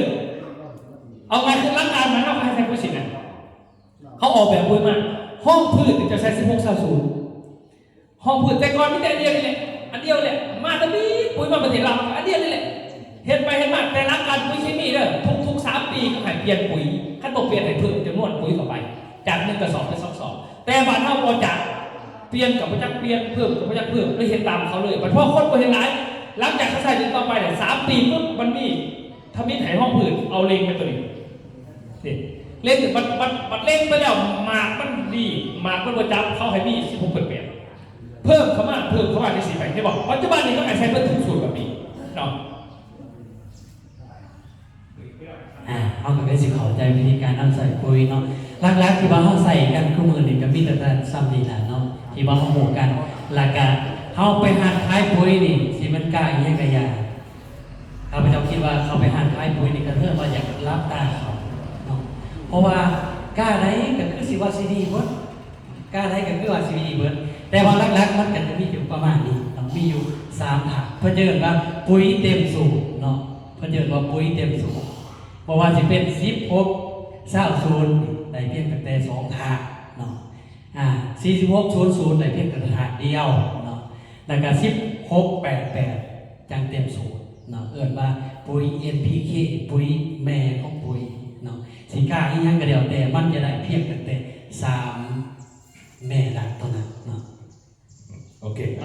ทีนี้เมื่อมันสูตรเขาจะ NPK เนาะ3 ถาดเนี่ยมันอยู่ในขาดกระสอบปุ๋ยนี่แหละเป็นพืชต้องการตัวนี้ขาดบ่ได้ถ้าขาดเป็นบ่ใหญ่อาจจะสิ่งสำคัญต้องมีมันหนาเด้อคือคนนี้เขานำเขากินขาดบ่ได้แต่เขากินสิเป็นยังกันหาไซเอาเขาสิเป็นเขาเจ้าคนนี้เอากันหาไซเอาสินะนำสิเป็นนำยักษ์ยาแซงเอาเบียร์ซะน้ำกระดีสินะทำไมนะแต่ขาด3 อันนี่บ่ได้พืชวัตถุกรรม3 อันนี่เป็นหลักขึ้นมาไหมกล้าก็ต้องไปสนใจมันที่กล้าการตัดตายการยังไงแบบนี้ขอที่นี่3 ถาดนี่คือได้มันมีในกระสอบนี่หรอปุ๋ยแต่ปุ๋ยตะกาวนี่เขาลงโครงการปุ๋ยมีแสนโครงการเขาลงโครงการเลยแต่เขาจะชุดไรเขาจะบอกหัวเขาหัวจะเป็นการตัวนี้ไม่รู้ไหมเพราะว่ากาวปุ๋ยมันอยู่ใส่ตู้ตลาดมีไพ่นั่งอยู่นี่เขาไปเขาโรงงานไปโรงงานปุ๋ยไปโครงการเคยเห็นบอกบ่เห็นหรอกโครงงานเดียวเขาผลิตเป็น100 กา1,000 กาเขาผลิตขายเดียวแต่ว่าตัวนี้เขาผลิตมากเขายิ่งใช้ตลาดเกินว่าแย่ถาดมาขายเขามาร่วมถาดมากถ้าร่วมถาดมามันแพงเขาผลิตใช้โครงการเขาอย่างเดียวอาจจะเข้าหมายเนาะวันเขาแย่ในตลาดนี่เขาก็จ้างแต่เขาซื้อเครื่องนุ่งแน่นอนเกินเขาซื้อนี่อัน10,000 บาทมันก็มีแต่เขาซื้อได้ใส่ไปมีเงินมีเห็นดูนี่จะซื้อเขาซื้อละ10,000 บาทคนนี้ไปจะซื้อจะเบิ่งซุปดาราใส่ไหมพัสดุผ้าใส่เสื้อนี่มันจะซื้อนี่สบายเลย40,000 ผลเขาใส่เขาไม่ได้ใส่ที่ห้องได้10,000 กีบตัวถือที่ดีมั้งเนาะขี่กายปิ๊บแห่งดีมันขาด1 ดาเขามันต้องขาดเท่านั้นที่ใส่ยังไงร้ายเขาซื้อแบบดาราเขาชนะหมดแล้วตาม1,000 บาทเอาบ่ได้เสื้ออันนี้ซื้อ1,000 บาทเขายังบ่ซื้อเลยคนนั้นอันราคาคือกันนั่นแหละเขาแยกขายในตลาดคือเขาขายของคือเขาขายแยกถาดเลยเขาใส่เจ้าเห็นหูเขาใจจากเขาใส่แต่ใส่ไปเรื่อยๆมันก็ไปแผ่ดินเถี่ยวมากไอ้หรอกมีปัญหามากน้ำรักจากเขาแก้วเองเลยร่างกายมันคือกันโน่แบบเครื่องของในสื่อโทรทัศน์แบบใหญ่ๆอย่างนี้ซื้อรถจักรอะไรรถจักรไทยหาสอบซื้อคัดซื้อในห้างมากับแพงมั้งอยู่ศูนย์แพงมั้งอยู่ศูนย์รถไทยกับแพงมาซื้ออยู่ห้างกับแพงคำหนึ่งมาซื้ออยู่บาทขายออกมือ2ถึงลงมั้งถึงลงไปซื้อน้ำโจรมันหลังมาขายถือวะแพงคือพิษแต่ว่าจ้ามาเป็นนะครับพี่สอนรู้กันได้หรออันนี้มันเป็นลักษณะเหมือนกันนะตลาดมันบริคือกันแต่คือกันก็ปุ๋ยเหมือนกันเด้อเขายิ่งเขาตลาดคนนี้เขาแย่งสูตรถ่ายมาทนิดบาทเท่ากับ16-00แต่กี่เขาก็บอกถึงตัวเดียวแหละเป็นปลาชนใส่ไปแล้ว3 ปีเขามีสูตรตัวนี้มาใหม่460ทบิดเขากับบริษัทบอกแล้วมันจะมีตัวนี้มันเขาบอกตัวนี้เอาธนาคารมาให้เจ้าดาวไปดาวมาใส่อันเดียวไป3 ปีกดคือไม่ใช่มีใส่ตัวเก่าสับเด้อดินเสื่อมดินเสียดินโซ่นอนดินขาดอินทรีย์บรรทุและให้จะเพิ่มปุ๋ยเข้ามาคัดเพิ่มจำนวนขึ้นจากเคยใส่1 กระสอบเป็น2 จากซีดีขึ้นถามว่าเพิ่มจำนวนการซื้อปุ๋ยเขาเพิ่มเขาได้เห็น460 มากบอกว่าเอาตัวนี้ห้องเปิดเด้อเอาตัวนี้เล็กให้ได้สูงมันหลังจากใส่คู่กันอีก3 ปีมีไง3 ปีปุ๊บปุ๋ยตัวนี้ไม่เดียวเขาบอกว่าอยากจะใส่คู่กัน เรื่อยๆไปดินมันเสื่อมมันสุกดอกมันวนจับเป็นใหญ่เด้อดอกมันโลนเขาก็เอาตัวนี้มาขายอีกนี่โมเมนต์ทีมเล่นจะใส่ตัวนี้แน่ใส่ตัวนี้แน่ใส่ตัวนี้พวกวานให้มันดอกมันจับมันพอ1688ขายดีการลงทุนการกระจายไปเห็นบ้าง1688ที่ขัดจิมันเขาเครื่องประจักษ์การอีกว่าเขาไปสื่อติการนี้เขาสื่อการนี้เพื่อแบบมงคลก็เลยเปลี่ยนเป็น1888นั่นเองมันก็มีที่ยืนของไฟของมันหลังจากเราใส่ตัวนี้ไปแล้วมาเนี่ยห้องพื้นใส่1600เล็ง4600เล็บเวลาจะให้ดอกมันจับหมากจับเจ้าต้องใส่1688หรือ1888หลังจากใส่ก็3อย่างมาเนี่ยมันบอกถึงว่าเจ้าเสียกันหลายบาทโอ้จะมีกับห้องพื้นนี่ก็เพื่อเอาจังซีซ่าเจ้าใส่15ได้เฮ็ดมากให้เพื่อนดีๆนะเขาก็ว่าสารบัตรบัตรลักจากตัวนี้ขายดีหมอนี่ก็มาบริก็มาสารพัดอย่างก็เลยแต่ตัวนี้เพื่อนว่าเต็มสูตร NPK บ่แม่นเต็มสูตรปุ๋ยไหนสูตรปุ๋ย NPK ไม่ว่าถาด3ถาดไนโตรเจนฟอสฟอรัสโพแทสเซียมเท่านั้นให้เขียวให้ไป15%ให้5ให้ดอก15%ให้มาพ้น15%นี่คือแบบปุ๋ย15แต่พืชดินมันต้องการ17ถาดเคมีมันบ่ได้ต้องการ3ถาดทั้งตรีเราปุ๋ย3ถาดขนาดซ้ำมันยังแพงปกติถาดใส่ดีเป็นประจำประเทศไทยใส่ดีครบ3ปีเขาให้อัพก็เป็น16แต่บ้านเขามีบอกอะไรผมมีหรอกเพราะว่าเขาคือว่าสนับสนุนที่จริงประเทศไทยก็ให้เปลี่ยนเพื่ออย่างเพื่อให้คือยังปลูกเพื่อผูดมุนเวียนอะไรแบบเขาไปเบิ่งกันเลยเขาบอกให้ใส่เขาไม่ใช่เกิดพญามันจะเกิดในใหม่ปุ๋ยเหมือนกันมันต้องมุนเวียนปุ๋ยถ้าบอกมุนเวียนเป็นมันลึกเห็นไหมมันลึกนะนี่เนาะแบบคนกินเหล้านะแม่กินเหล้านี่ผมมีใครกินมันจะหน่อยหรอกเท่านั้นจะคอยหัดกินทมิดกองหนึ่งกับเมาหรอกเมาเลยกิน2-3 ปีสับกับเมาแล้วก็กิน2 เดือนจังนั้นกินไปเรื่อยก็ลึกกินเขาเราจะกับเมาเราไปเปลี่ยนเหล้าใหม่เรื่องผมเอาเหล้าพวกเก่ากินเปลี่ยนเหล้าอันใหม่มาใส่กองเดียวเมาอีกนะก็เพราะว่ามันมุนเวียนเลยมันต้องมุนเวียนนะนี่บาทเขาเลย16ก็เริ่มเข้ามา18ก็เริ่มเข้ามาเขาหายมุนเวียนนะสินะฉะนั้นปุ๋ยมันไม่เต็มที่เลยปัจจุบันอีก100,000 กว่าการเขาใส่มันมาแต่ให้ใส่ให้ถูกสูตรมันนี่ให้เขาใจจะ4 ก่อนว่าการใส่ปุ๋ยเป็นเท่านี้ท่านนะฉะนั้นเพราะว่าพืชต้องการอาหารของมันจากดินจากน้ำจากอากาศมันบ่ต้องการอื่นมันบ่ต้องการตามเข้าไรอาหารของพืชมีอาหารหลัก NPK คือในกระสอบปุ๋ยเคมีกระต่ายกามงกุฎกาอย่างไรแต่คือแบบปุ๋ย NPK แต่ยังได้หันมันบ่มีฐานห้องมีฐานเสริมแต่พืชไม่ต้องการคงมันจะคอยสีจากดินจากน้ำจากอากาศเนี่ยมาในปุ๋ยของเราจะปุ๋ยร่วมสูตรเอามารวมใส่กันในอันเดียวถ้าเราให้คนกินคืออะไรก็คือคนกินอาหารเนี่ยเนาะนี่มาเบิ่งพืชอาหารพืชต้องการอาหารดู17 อันบริเวณต้องการเป็น3 อันแต่ปุ๋ยเคมีมีแต่ NPK 3 ตัวทางกระสอบอีกซุ้มนี่โมมีเข้าใจสิจ๊ะฉะนั้นมันจะต้องการคาร์บอนไฮโดรเจนออกซิเจนไนโตรเจนฟอสฟอรัสโพแทสเซียมแคลเซียมแมกนีเซียมกัมมันถันเหล็กทองแดงสังกะสีพวกนี้17 อย่างจะคอยสมบูรณ์จะไปให้มาไข่ดองจับหัวเนี้ยวเพียบมามันจะรวบหมดเลยประชาชนนี่คือเรื่องเล่าของการใส่ปุ๋ยให้มันถึงเมื่อบางสูตรปุ๋ยสูตรหน้าเข่าเด้อหน้าเข่านี่ปุ๋ยเคมีใส่จะไหนถ้าปุ๋ยเคมีเอาสูตรจริงเนาะผมบอกสูตรวันเท่าเด้อเอาสูตรจริงหน้าเข่าเป็นสิเด้อห้องผืน16 กายจักรยานเดินกามุกุฎกระต่ายกายจักรยานแต่ห้องผืนใส่16 กระสุนส่วนลิงใส่46 แต่เวลามันถือผ้ามากใส่อีก16 สูตรมันเด้อหรือ18 ตัวได้กระไรตัวนี้มันต้นหมากแกมันจับหมากน้ำหมากพวกมันใส่15โบแมนใส่อันเดียวนี่คือสูตรมันเอาเพราะว่าสั่งเนี่ยการกระต่ายก็สอนเองฟังเรื่องการกระต่ายสอนเอง ข้าวในดินทรายกับปุ๋ยตรากระต่ายต้นข้าวสมบูรณ์รวงใหญ่ได้ผลผลิตดีมาชัวร์พื้นที่แดนดินทรายจะมีอยู่ทางภาคเหนือและภาคอีสานดินจะมีธาตุอาหารที่ต่ำเพื่อให้ต้นข้าวสมบูรณ์ปุ๋ยตรากระต่ายขอแนะนำดังนี้ครับข้าวระยะแตกกอต้องเร่งบำรุงเพิ่มความสมบูรณ์เพื่อให้ต้นข้าวแตกกอดีแนะนำใส่ปุ๋ยยูเรียตรากระต่ายสูตร4600ผสมกับปุ๋ยตรากระต่ายสูตร16-18หรือปุ๋ยตรากระต่ายสูตร16-88ช่วยให้ต้นข้าวโตไวต้นสมบูรณ์ข้าวแตกกอดีข้าวระยะตั้งท้องต้องดูแลอย่างดีเพราะต้นข้าวต้องการการบำรุงเพื่อผสมเกสรได้ดีเมล็ดข้าวเต็มท้องเลือกใช้ปุ๋ยตรากระต่ายสูตร16-18หรือปุ๋ยตรากระต่ายสูตร16-88บำรุงให้ใบเขียวทนผิวหนาต้นแข็งแรงข้าวระยะออกดอกรับรวงเน้นบำรุงเพิ่มน้ำหนักให้เมล็ดเต่งได้รวงใหญ่แนะนำใส่ปุ๋ยตรากระต่ายสูตร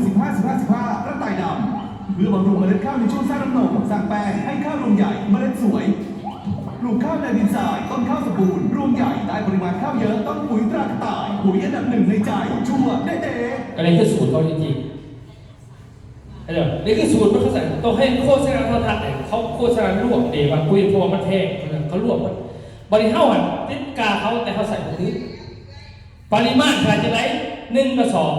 ต่อ1 ไร่เฮกตาร์1 มิล6 ไร่กับ1 งาน6 กระสอบต่อ1 เฮกตาร์อันนี้6นี่6นี่6ไหนบนไม่รู้บน6ไหนเข้าใจว่าทำไม4 กระสอบต่อ1 เฮกตาร์ไหวบอกคือความจริงมันเขาใส่ถุงมือเขาใส่ยอมใส่มา30 ปีเพราะแต่ให้มันเพียรลูกเพราะมันดึงสิมันไม่ได้ไปปรับเป็นยังไงแล้วใส่ตามถือว่ามันเนี่ยเขาออกแบบมาแนวนั้นเขาไม่ได้ออกแบบที่เขาขึ้นแต่เขาไปใส่เพราะนั่นคือสูตรกับบัถือนั่นจำนวนใส่กับบัถือกันนะสื่อสารแต่มันปุ๋ยมันถือก็แล้วแต่เขาใส่มันจะผิดจำนวนเขาไม่มีเงินใส่กับมันนี่คือปัญหาที่เขาจะเป็นคนดูคนทอกกันนะไปเยี่ยนปุ๋ยเพื่อเอามาเห็นบริษัทปุ๋ยเพื่อจะให้ประชาชนใส่ขึ้นเก่าเนี่ยแต่เปลี่ยนปุ๋ยสินะให้มันประหยัดลงใส่หน่อยใครถือสูตรนี่นะเข้ามาฮะใช่ป่ะในการใส่เขาบ้านเขามันจะใส่ตอนแต่ก่อนตอนตั้งท้องก็ตอนทำพ่วง3 คันแต่บ้านห้าวานกับห้องผืนกับมีมันต่างกันเองเห็นป่ะเพราะบ้านห้องผืนปุ๊บถ่ายแต่ก่อนจะใส่เพื่อนบินไปเลยหรอเขาไม่ได้ใส่ในแบบนั้นนะ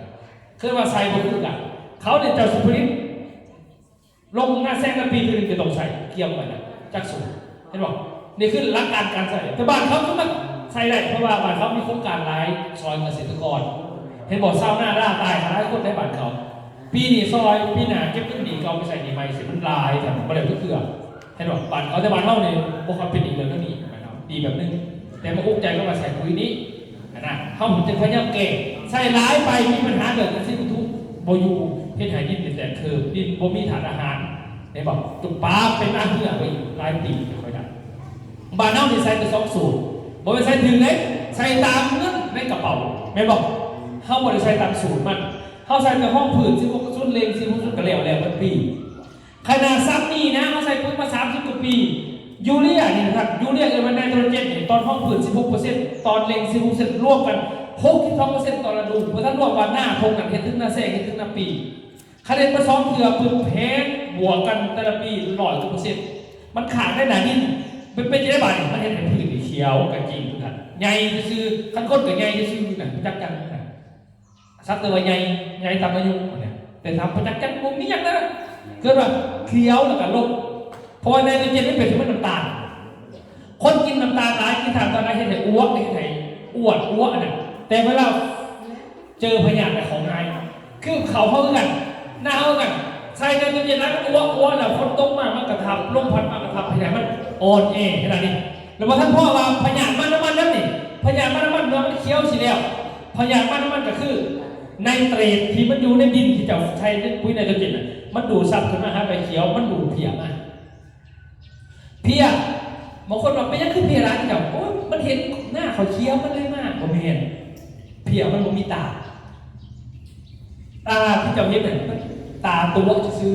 พวกซักปีกพวกนี้สินะผมไม่หมายตามันตัวพวกนี้มันสัมผัสน้ำเป็นเมฆนะเมฆกระสาบกันแล้วมันไม่ตาเลยมันสัมผัสกินรสสัตว์ด้วยหนวดเท่านั้นแต่ว่าจะเห็นเมฆกระสาบแล้วตาหนวดไหมวิญญาณในการตั้งแต่ในการเดินหนวดไปหนวดมันบอดี้บอลได้มีกินมียังทีมีอาหารของมันกลับไปมันบริเห็นดอกจะไปฉีดยาไปมันเห็นกูไปยักนอกกูกำลังฉีดยาแค่ว่าช่วงใช้เพียมันจอมกูมันก็เห็นมันจะดอกนอกมันอาศัยกินอย่างเดียวฉะนั้นบอลได้ที่มีกินของนายเต๋มันก็ไปตามสัญชาตญาณของมันพอไปปุ๊บมันก็ไปตัวเดียวมันก็เอาเมียมันไปน้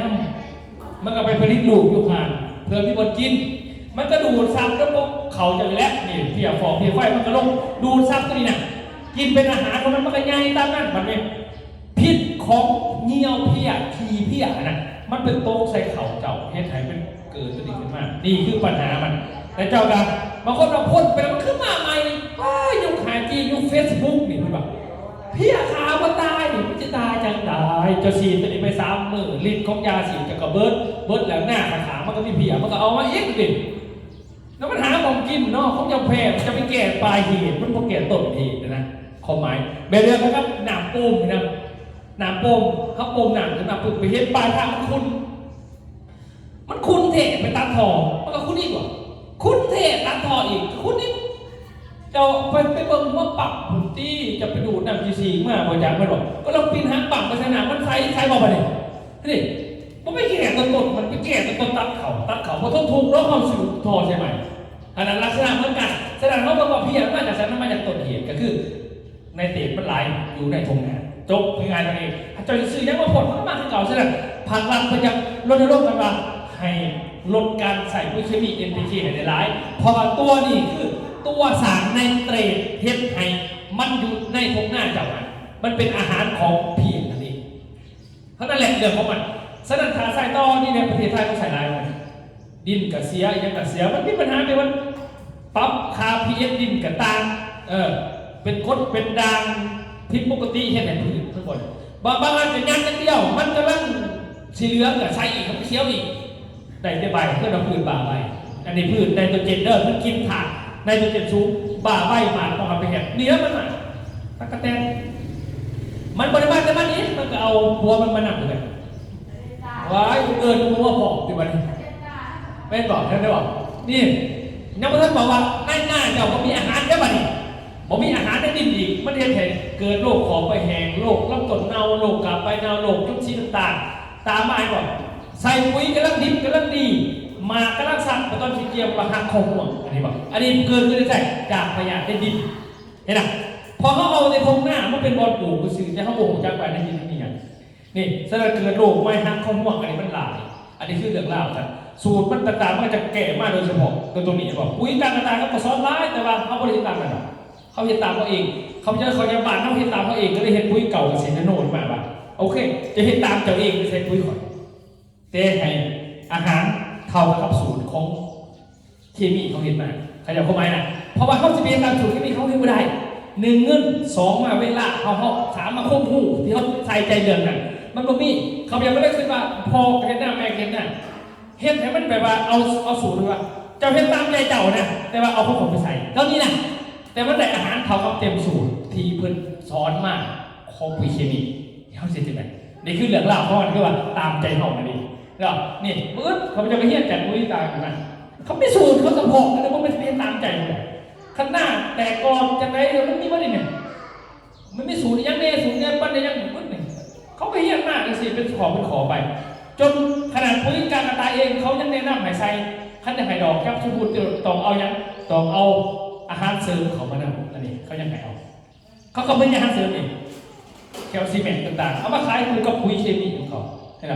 มันมีเมื่อไหร่เลยแต่เขาไม่ได้เขาใจปันนั้นซื้อเขาจื้อแต่ทนนะเขาก็เอามาเลยแต่ดินมันก็เลยเสื่อมเพียบก็เลยมากอันนั้นก็มากบ่งก็ไม่นี่ก็มานี่การกระต่ายเขายังสอนนี่ของการกระต่ายได้นี่เป็นเรื่องนี่แคลซีแมกสารเพิ่มประสิทธิภาพพืชช่วยเพิ่มความแข็งแรงทนแรงทนโรครากดูดซับธาตุอาหารได้ดีดินมีความสมบูรณ์ส่วนผสมของแคลซีแมกประกอบด้วยธาตุอาหารรองที่มีความสำคัญต่อพืชและธาตุทั้งหมดนี่อยู่ในปุ๋ยในกระสอบเดียวแต่เขาจะไม่มีเขาเนี่ยขายหน่อยเนี่ยช่วยในการแบ่งเซลล์พืชจะซื้อแต่ละอันมาใส่กันประเภทช่วยให้เอนไซม์บางชนิดทำงานได้ดีขึ้นทำให้พืชเจริญเติบโตได้ดีและช่วยปรับสภาพดินให้สมบูรณ์แมกนีเซียมออกไซด์เป็นธาตุอาหารรองที่ช่วยเพิ่มประสิทธิภาพการสังเคราะห์แสงของพืชช่วยบำรุงให้ระบบรากแข็งแรงดูดซับธาตุอาหารได้ดีและช่วยสังเคราะห์กรดอะมิโนวิตามินไขมันและน้ำตาลที่ช่วยให้พืชเจริญเติบโตและมีชีวิตได้และธาตุเสริมประโยชน์ซิลิคอนไดออกไซด์ช่วยบำรุงผนังเซลล์พืชทำให้พืชมีความแข็งแรงสามารถต้านทานต่อสภาพอากาศที่แปรปรวนลดความเครียดให้พืชช่วยให้ทนความแดดได้ดีช่วยเพิ่มการสังเคราะห์แสงและที่สำคัญช่วยปลดปล่อยธาตุฟอสฟอรัสที่ถูกกลืนในดินให้อยู่ในรูปพืชนำไปใช้ได้แคลซีแมกใช้กับพืชได้ทุกชนิดแนะนำใช้ร่วมกับปุ๋ยเคมีเพื่อส่งเสริมเพิ่มประสิทธิภาพการบำรุงและมีประโยชน์ต่อพืชดังนี้ในนาข้าวช่วยให้ต้นข้าวแข็งแรงโตเร็วลดความเสี่ยงต่อโรคและแมลงศัตรูพืชช่วยให้ต้นสมบูรณ์แต่กอดีสำหรับพืชไร่ช่วยให้พืชเจริญเติบโตได้ดีทนทานต่อสภาพอากาศและช่วยเพิ่มความแข็งแรงให้พืชทนต่อโรคและแมลงในพืชผักจะช่วยบำรุงดินให้พร้อมสำหรับการปลูกทำให้พืชเจริญเติบโตได้ดีแข็งแรงและสามารถต้านทานสภาพแวดล้อมได้ดีขึ้นสำหรับไม้ผลจะช่วยให้รากดูดซับธาตุอาหารได้ดีเพิ่ม ความสมบูรณ์และสามารถนำธาตุฟอสฟอรัสที่ถูกตรึงในดินมาใช้ประโยชน์ได้ เพื่อช่วยในการสะสมอาหารในการออกดอก ก็พวกนี้เวลามันไปผสมกับตัวใดเนี่ยมันจะเป็นแก้ปัญหาใดวะฉะนั้นว่ากล้ากระต่ายให้เขาก็มีเขาเบิร์แต่เวลาเขาขายแต่ละอันนะว่าตอนเจ้าต้นไม้ซ้ำนี่จะชั้นชนนี่เด้อต้นไม้ซ้ำนี่เอาสูตรนี่เด้อต้นไม้ซ้ำนี่เอาสูตรนี่เด้อแต่เพื่อนบอกเพื่อคิดอีกเขาไม่ได้เอาร่วมเปอร์เซ็นต์เดียวแต่เขาเนี่ยเอาแบบมาร่วมเปอร์เซ็นต์เดียวเขาจะเข้าใจเนาะนี่คือคนต่างใช่ปะลดต้นทุนแต่เขาต้องซื้อหลายอันมันต้องซื้อหลายอันซื้ออันเดียวสูตรเดียวมันเก่งขายได้ไอ้คือเขาเสียโดใช่ป่ะนี่แหละเขาเอาออกมาแบบนี้กันว่าแล้วผู้ใดมีปัญหาเรื่องคนไทยตรงหน้าเราที่เทียโรคยังโรคเนี่ยที่แรกๆเนี่ยเขาเลยแก่มาหลายเดือนแก่มาหลายที่ผ่านมามันสูงตัวหนักนี่ตัวสีส้มนี่ตัวสีส้มนี่ตัวนี้เล็งเขียวเล็งเขียวเริ่มเติบโตตัวสีแดงเล็งหมากเล็งผลเนี่ยให้เป็นเบิร์ตัวสีส้มเหมือนกันเอามาผสมกับตัวนี้เฮ็ดให้แก้ปัญหาเรื่องนี้เลยนะนี่เขาจะเห็นเป็นทดลองอยู่หน้าแทรกของเมืองวาปีแขวงสารวัตรนี่ตัวเรื่องนี่เพิ่นให้เข้ามาเอาไปแก้เลยแก้7 วันบ่7 วันในการเปลี่ยนแปลงเอาไปให้โลกนี้เบิ่งตึง การทุกที ให้วิชาการไทยเบิ่งนำ ทุกที บัตรสุทธิ เนี่ยในปัญหาอาทิตย์นึงแล้วผมมาฉีดเองนะครับพี่น้องเพิ่นครับเพิ่นนะครับ มันเรื่องจนมันแหง มีเบิ่งใบก่อนมีใบเป็นแบบนี้ครับนี่ใบดาวๆแบบนี้นะนี่นี่คือที่ใบยุบนะครับตอนนี้ครับอันดับอาทิตย์นึงฉีดซึ่งผมมีโทรเป้าครับ อันนี้มันจะของหนัก และแก้ไขเกษตรกรข้าวบ้านคนงงลึกเข้ามาทุกที่ระดับกันนะฮะ ตัวส่ง นะครับฉีด เพียต่างๆเนี่ยเพียไฟอะไรบ้าง ก้อนฉีดเป็นยังไงกัน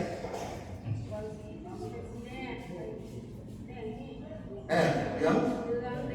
พี่จะโดนมองเลยว่าหลังจากฉีดไปอาทิตย์หนึ่งเนาะผมลงมือมาฉีดเองปรากฏว่าเปลี่ยนป่ะเปลี่ยนอีกขอโทษนะค อั รั น บ นี้อันนี้อยู่สารวัตรด้วยกันนี่ก็สารวัตรพวกปุ้ยหนักเนี่ย4 หามือเห็นผลตรงสัตว์บโดดได้อันนี้เป็นเขาใส่ก็น่าแซ่นี่อยู่สารวัตรคนนี้ ตู้นะ เขาพยายามสัมผัสเองตอนนี้เป็นโรคอยู่สิเลยแต่เขาโรคทุกปี โอ้เอาเงินมาบอกพี่น้องไปฟังเรื่องหนึ่ง เด็กต้นว่าเสือ เป็นทดลองอยู่บ้านเราเนาะ บันเหล่า บ้านเราเมื่อว่าปีเป็นจะเอาตัวนี้เป็นทดลองกับหนังเขา จากนี้นะพระอาจารย์จะขอแนะนำนะครับใส่เทคนิคกันยาดีเนาะ ไปดูว่ากันยา ได้ใส่เลยเนาะสังเกตต้นเถากระล่างเคียวดีเนาะ ตัวนี้เป็นบอก แน่ตัวนี้เด้อตัวนี้ข้าพเจ้าล่องมาแล้วเขางามเคียวดีอยู่ เพราะเซอรี่ต่างๆต่างๆอันนี้เป็นสวัสดิเขต วันนี้ก็วัน ที่ ที่ อยากลงกันตัวซื้อส่งมา 13เดือนเก่า2014 ที่ส่งรู้ว่าตัวนี้ที่สุดเลย เอา4มือ เพราะว่าตัวนี้มันแทนตัวเขียวตัวแดงเลย 4ได้10มือเนาะก็อาการเริ่มดีขึ้นจากเจ็บไข้นอนข้อเข่าคือว่า จากเริ่มคอยเคี้ยวเลยเนาะมันจะเคี้ยวตัวเป็นจุดตัวนั้นมันเฮาสีแห้งมันเคี้ยวเป็นจุดเนาะคือว่าคุยกับเกษตรโลเฮาตัวแก้ไขปัญหาเปลี่ยนไฟไปด่างกับ เดี๋ยวไฟใบด่าง หลายเติมเนาะอาชีพ เพียไฟใบด่างอันนี้คนต้นเกี่ยวอันนี้อยู่อัตตปือนี่อัตตปือส่วนใหญ่อัตตปือมันเป็นแปลงของเราของแขวงเลยโมเมนต์ของประสดแต่ของแขวงเนี่ยหน้าวานนี่จะใส่วันนี้อันนี้เขาจะลุยทมิตรกับสวนอยู่ที่สารวัตรกับเขาหน้าเส้เขาหน้าปีหอยเซอรี่นะเพื่อนนี่คนนี้เราประหยัดแบบนี้ต้องซื้อเอาโมเมนต์ให้เราเป็นยังไงบ้างตอนนี้ มาใส่พุทธนี่มาใส่พุทธนี่นะตามเวลาหน้ามันมากเสียงกบ แบบว่า น้อยก็เป็นแค่ข่าว หอยบุกกินเนาะหอยบัวตายเด้อหอยบัวตายเด้อ มันผมเป็นอาหาร มันบุกกินมันใหญ่ไปในไม่สิ หน้ามันมดแต่ไม่ได้กิน มันขึ้นนี้มันนี้น้ำกรรมฐานเต็มมันนี้น้ำฐานมา ใส่ปุ้ยตัวนี้มันบุกิน ก็ มันก็จะได้วันไหนแสดงว่ามันกับพิสูจน์ได้ว่าอย่างปุ้ยเนาะ ว้าว กับสิทธิ์ชั้นเรื่องของคนอื่นบริษัทเนาะที่กิน เดินตัวนี้มันจะเกลี่ยได้ขนาดไหนเบิ้งเขาตะบอลเขาลงไปเขาติดตามเนี่ยติดตามตะบอลตั้งแต่มือเขาเนี่ยจากปุ้ยเก่าเซนโน่เนี่ยเบิ้งว่าเขาแก่ยังไงนะมึงเนี่ยปัญหาที่มันเกิดขึ้นอันนี้เป็นแปลงทดลองอยู่ที่บ้านเผ่าเมืองสารวัตรแข้งสารวัตรเขาพเจ้าไปทดลองกับเขาเนาะ นี่หน้าประมาณ2 ไห่3 ไห่เนี่ยขึ้นป่ายบริไห่เนี่ยไปไห่ข้อมูลแล้วกันใส่อารีแมนหลังจากใส่ใน12 วันปุ๋ยเม็ดเลยปุ๋ยเม็ดเลย12 วันตัวนี้เพิ่นทดลองนี่ปุ๋ยเม็ดนะครับปุ๋ยหนักใส่กันเลยครับตัวนี้เริ่มแต่สมิเละต่อมา20 มื้อเพิ่งอีกเริ่มแต่กันมาไปเบิ่งยังมาแรกเลยนี่เริ่มแนบสิบสอนเนี่ย20 วันนี่25 วันนี่เป็นเยี่ยมไปย่างนี่25 วันเริ่มใหญ่ขึ้นซับกอชิไข่แล้วนี่ให้เบิ่งว่าเข้าไปเบิ่งแต่ละเดือนแต่เบิ่งตัวนี้นี่ ครับได้เบิ่งไปเบิ่งแต่ละวันนะเราเบิ่งแต่ละอันก็ได้นี่คืออันนี้วันผ่าแล้วมันผ่าที่สารวัตรแขวงสารวัตรทุกท่านเนาะสมัครให้ตรงกันสมัครติดต่อเบอร์เด้อ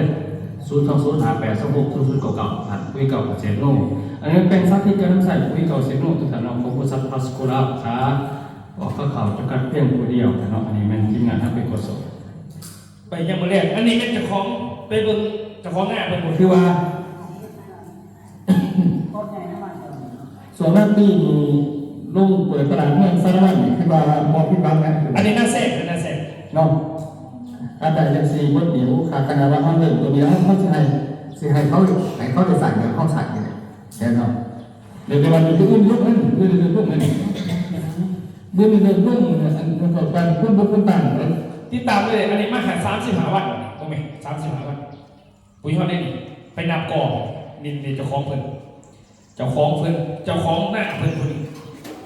เป็นเจ้าของหน้า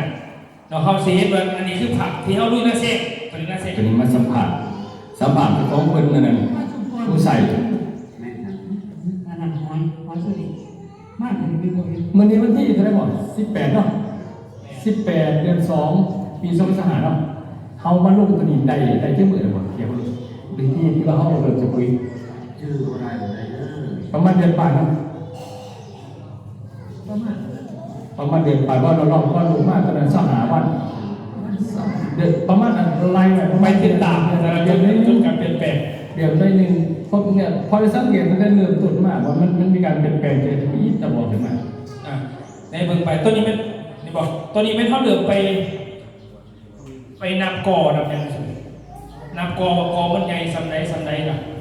นี่นะทุกคนสบายดีตอนนี้ทีมงานเราเนาะวันที่20 เดือน 2 ปี2025เนาะทีมงานพาสโคล่ากันเป็นสารวัตรเขาเพราะเบิ่งแปลงสาธิตแปลงทดลองปุ๋ยเก่าเกษตรโนดอยู่ที่บ้านเขามีหลายจุดเนาะแต่เบิ่งหลายจุดมันมีอีกบ้านนึงตัวนี้มันเป็นนับไปอันนี้มันก็ใส่ตัวนึงให้7 วัตต์ช่วงนี้พวกนี้พวกมันใหญ่อันนี้ต้องใส่ปุ๋ยหนักมันเลยสิบอกวิธีใส่เลยอันนี้มันเขาใส่เดปุ๋ยหนักเลยเนาะอันนี้หน้าขากันก็ได้นี่เดี๋ยวถ่ายให้นี่แห้งแต่ไปแล้วก็จะอยู่อันนี้ไม่เขาใส่ปุ๋ยหอมปุ๋ยหนักเดียวตัวนี้บนเสร็จก็เห็นในเบื้องต้นนั่งก็ได้อย่าไปเบื้องหน้าขากันดั้มพร้อมกันอีกคนละห้องขาห้องสิตางกันเลยใช่ไหมหน้าแทรกในเบื้องปลาเลยหน้าแทรก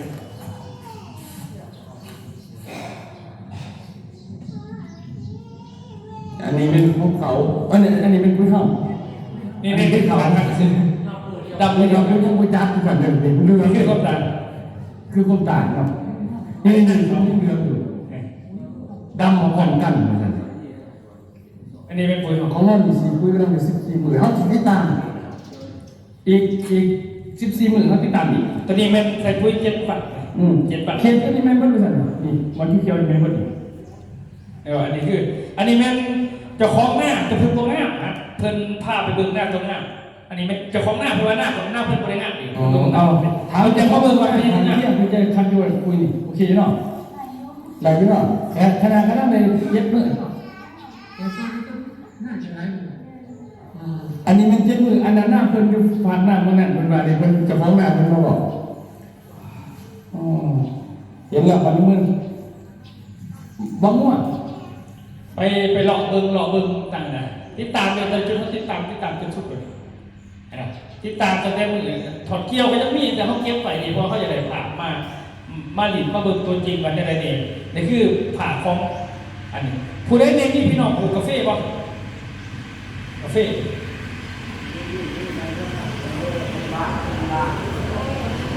บอกกาแฟนี่เนี่ยเดี๋ยวสุดท้ายถ้าสูตรกาแฟเหมือนเดิมกาแฟนี่ทำเป็นปุ๋ยเคมีเขาต้องใส่แบบนี้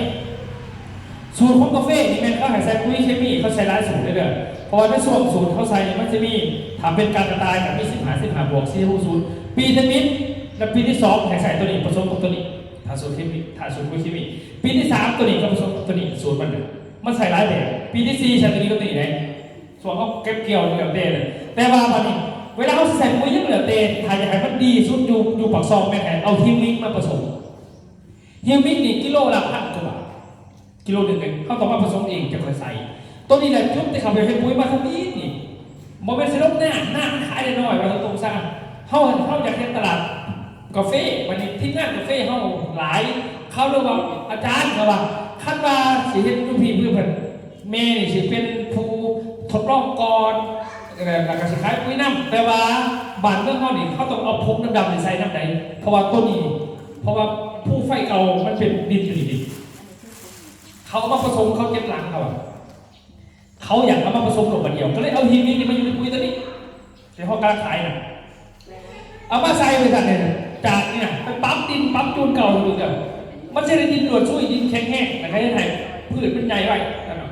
ปิ้วอย่างนี้ตื่นใจเย็นจัดคอไปอะไรอย่างนี้จ้ะ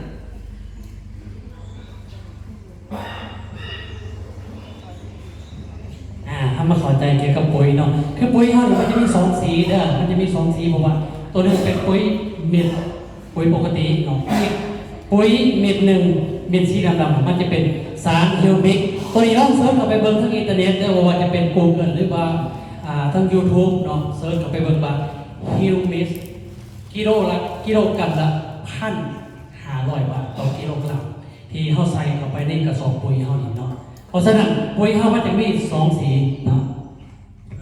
เดี๋ยวจะโดนจากนั้นเราถามครับทีมงานเราจะต่อไปทุกอย่าง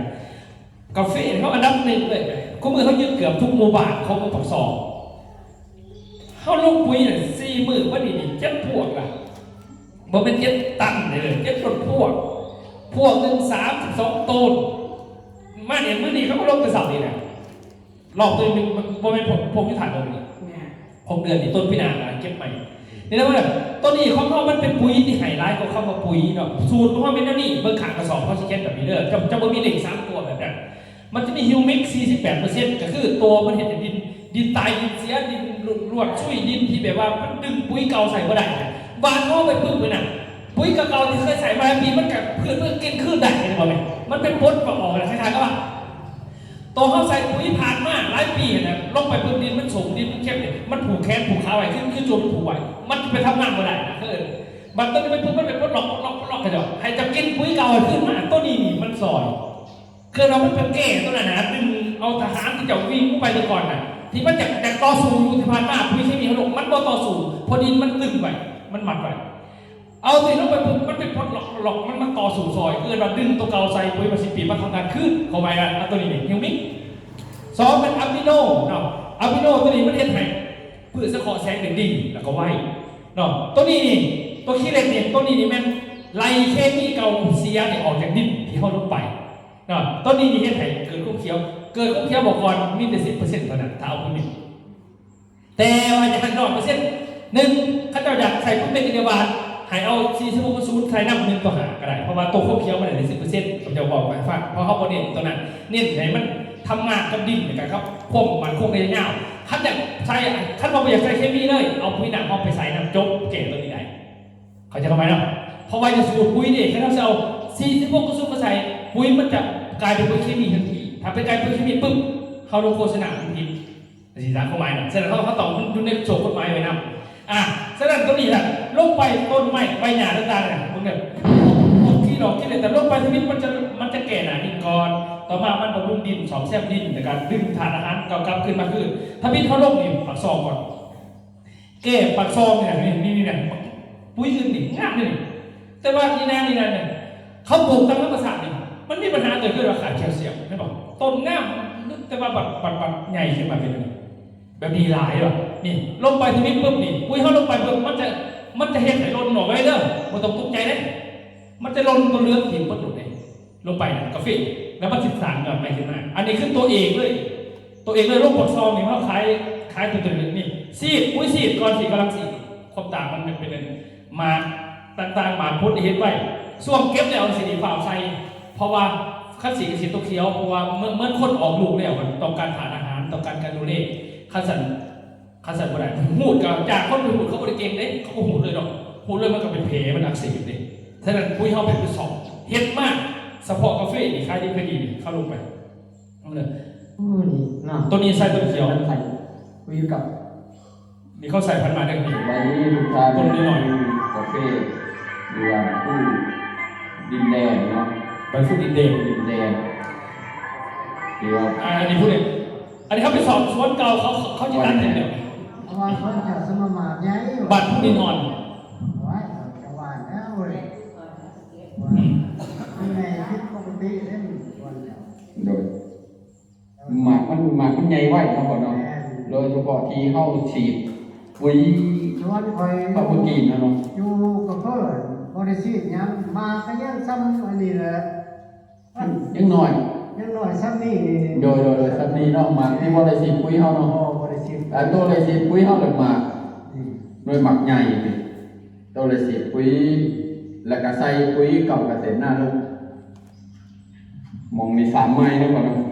เป็นสวนเก่าเลยกาวาชิตัดถิ่นแล้วมันคือ ถ้าพอได้เท่าไหร่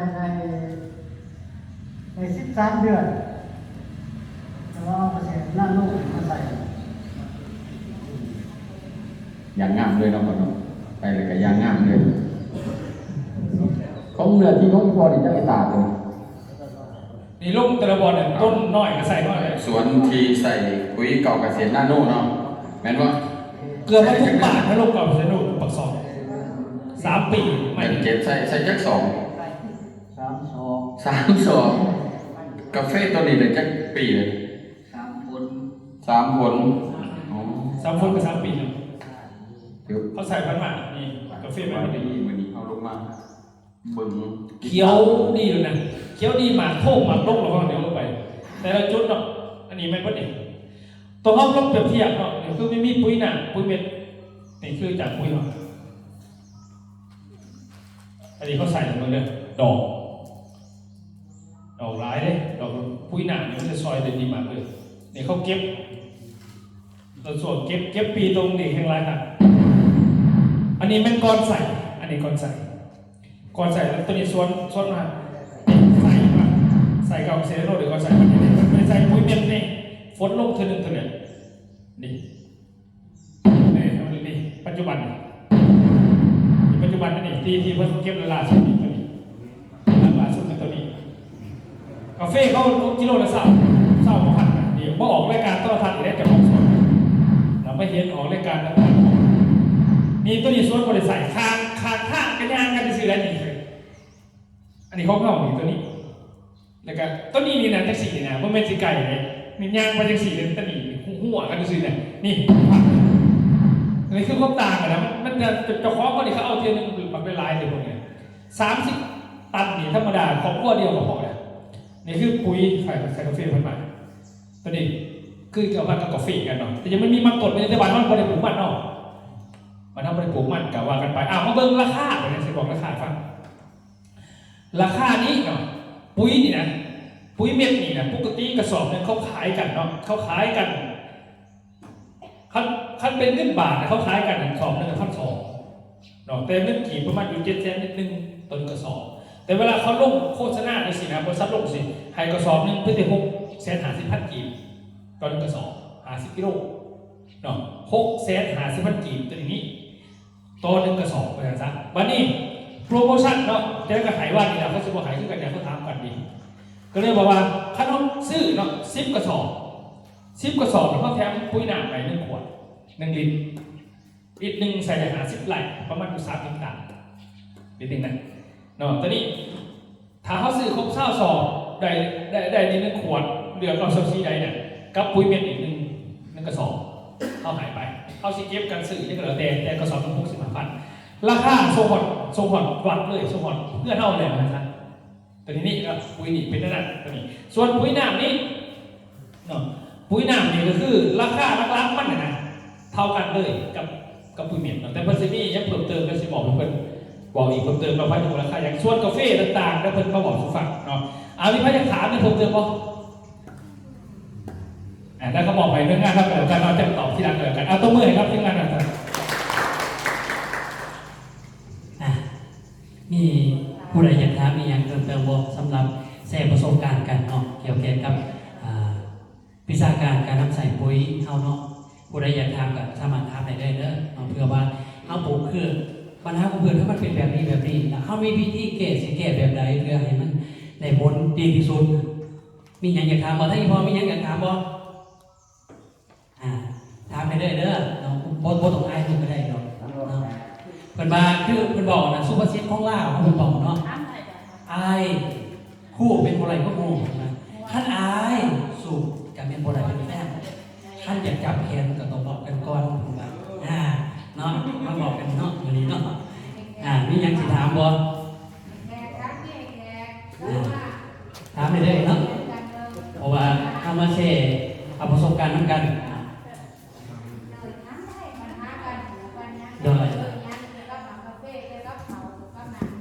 ถามได้เด้อ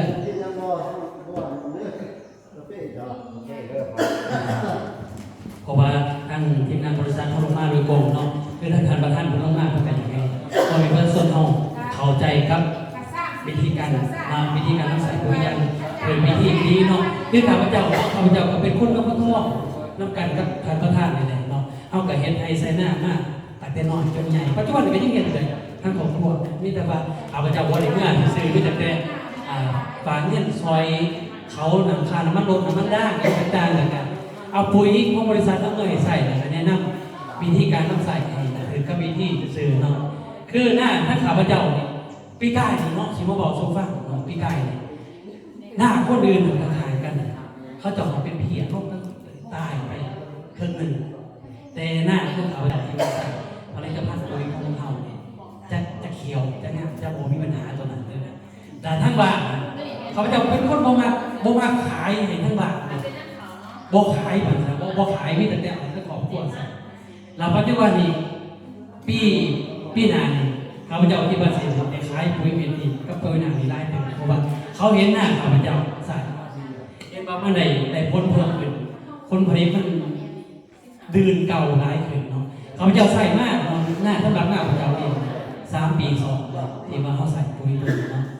เขาใส่ปุ๋ยตัวนี้มากที่ว่าได้5 บาทคนร้ายเนาะก็ปีการนี้เท่ากับมาเบิ่งเนาะพอท่านเนี่ยเราเบิ่งของท่านของการเกษตรกรรมท่านในงานวิชาการเพิ่นก็เป็นโมกับข้าพเจ้าเพิ่นมาเบิ่งหน้าเพิ่นพาเจ้าของการเกษตรกรรมมาเบิ่งเนาะว่าเฮ็ดจังได๋คือว่าน่าจะคือว่างามกว่าโมเพิ่นว่าเนาะที่จริงแล้วเขาก็ใส่ผลิตภัณฑ์พร้อมใส่ปุ๋ยเม็ดกับปุ๋ยหนักคู่กันไปใส่ปุ๋ยเม็ดนี่แหละพี่กายนี่3 2กับปุ๋ย